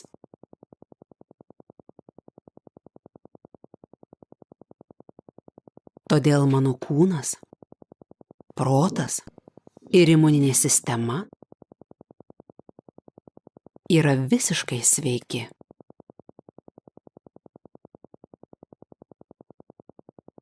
Fizinė, emocinė ir dvasinė mano veiksmų harmonija mane veikia teigiamai. Vadovaudamasi sveika nuovoka, pasirenku veiklą, kuris skatina mano fizinę, protinę ir emocinę sveikatą. Bet kuriame proto kontrolės lygmenyje ir gylyje vyrauja tik teigiamos mintys, teigiami žodžiai ir vaizdiniai.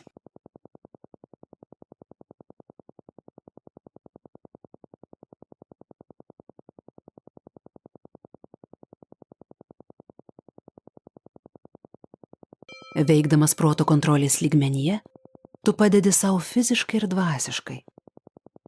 Valdydama savo protą bet kuriame lygmenyje ir gylyje, tu gali padėti savo artimiesiems ar bet kuriam kitam žmogui, kuriam reikalinga tavo pagalba. Tu niekuomet nenaudoji savo proto galių blogiems ketinimams, o jei turėtum blogų tikslų, tu negalėtum jų įgyvendinti jokiame proto lygmenyje ir gylyje, nes tavo mintys kūrybingai tarnauja kuriant gėrį ir gerovę. Taip ir yra. Savo kūrybinga veikla tu prisidedi prie pasaulio, kuriame gyveni tobulinimo. Tavo pasiekimai neš gėrį tiems, kurie ateis po tavęs. Tu galvoji apie visą žmoniją, apie savo motiną ir tėvą, savo brolius ir seseris, savo sūnus ir dukteris, kaip apie savo draugus ir mokytojus.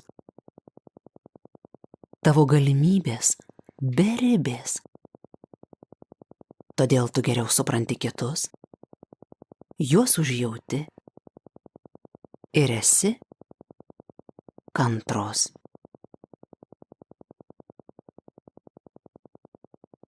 Dabar aš skaičiuosiu nuo 1 iki 5. Išgirdęs spragtelimą tu atsimerksi, būsi žvalus ir labai gerai jausiesi. Daug geriau negu prieš tai. Su kiekvienu atsipalaidavimu gerėja tavo regėjimas, klausa ir vaizduotė. 1, 2. Lėtai grįžti į čia ir dabar. 3. Išgirdęs skaičių 5 tu atsimerksi, būsi žvalus ir labai gerai jausiesi.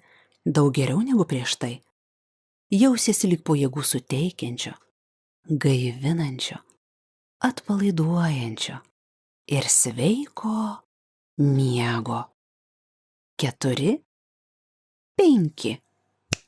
Akys atmerktos, tu žvalus, jautiesi žymiai geriau negu prieš tai. Kaip jaučiatės? Paprastai seminaruose prašom, kad atsakytumėt vis geriau ir geriau. Taip, kad, ką šiandien ir kalbėjau, kad mūsų protas mėgsta nuorodas, todėl sąmoningai įpraskit, kad save kreipti, kad jums vis geriau ir geriau, kad jaučiatės puikiai, kiekvieną dieną jūsų sveikata gerėja, atsistato jėgos ir energija. Todėl tiesiog duokit savo tokią užduotį, kad į klausimą, kaip aš jaučiuosi, savo atsakyti, kad vis geriau ir geriau. Ir pirmą kartą kažkas pabandė tokį atsipalaidavimo pratimą. Pajauskit, kaip iš tikrųjų jaučiatės. Jeigu kažkam skauda galvą, kartais būna, sako, dariau jūsų pratimą, bet žinokit, negaliu, dabar galva plyšta. Jeigu tai būtų, tai tiesiog rodo jūsų streso lygį. Taip, reiškia, ypatingai galvoje turite sukaupę daug įtampos. Ir va tokia būsena, jinai tiesiog kaip nuoroda, kur jūs tą skausmą, tą stresą laikote. Kai kam skauda sprandą. Sako, oi, kažkaip negerai, kažkam širdis iš karto po tokio pratimo pasijunta. Tai neįsigąskite, tikrai šitas pratimas jums dovanoja tik tai sveikatą. Ir kadangi pirmą kartą galbūt leidot savo suharmonizuoti tas vibracijas, tai va visi šitie šalutiniai poveikiai, jeigu jie yra pojūčiai, tai jie tik rodo, kaip esate atitolę nuo tos harmoningos būsenos. Ir darant tokius pratimus kiekvieną dieną, jūs atstatinėsite save visuose lygmenyse. O kartojantiems aš net nebejoju, kad jūs jaučiatės puikiai, ar ne, jau tai yra pažįstama būsena. Ir šiam vakarui tai būtų tiek. Taip, ilgojo atsipalaidavimo pratimas jau išbandytas. Tie, kas išgirdote pirmą kartą, kaip jau sakiau, bent kartą savaitėje reikėtų leisti savo tokį pratimą padaryti tiesiog profilaktiškai, kaip apsaugai nuo streso aplinkos ir nuo ligų. Tai kągi, visiems ačiū už dėmesį šį vakarą. Ačiū, kad buvote kartu ir rytoj jau su jumis vėl sveikinsis Deimantė ir nuo rytojaus jau pradėsime kalbėti apie konkrečias technikas, ką mes galime padaryti tame giliame atsipalaidavimo lygmenyje. Ir kur kas greičiau nei šįsyk, kaip atsipalaiduoti vos per keletą akimirkų. Tai ačiū visiems dar kartą ir iki malonaus susitikimo. Sudiev.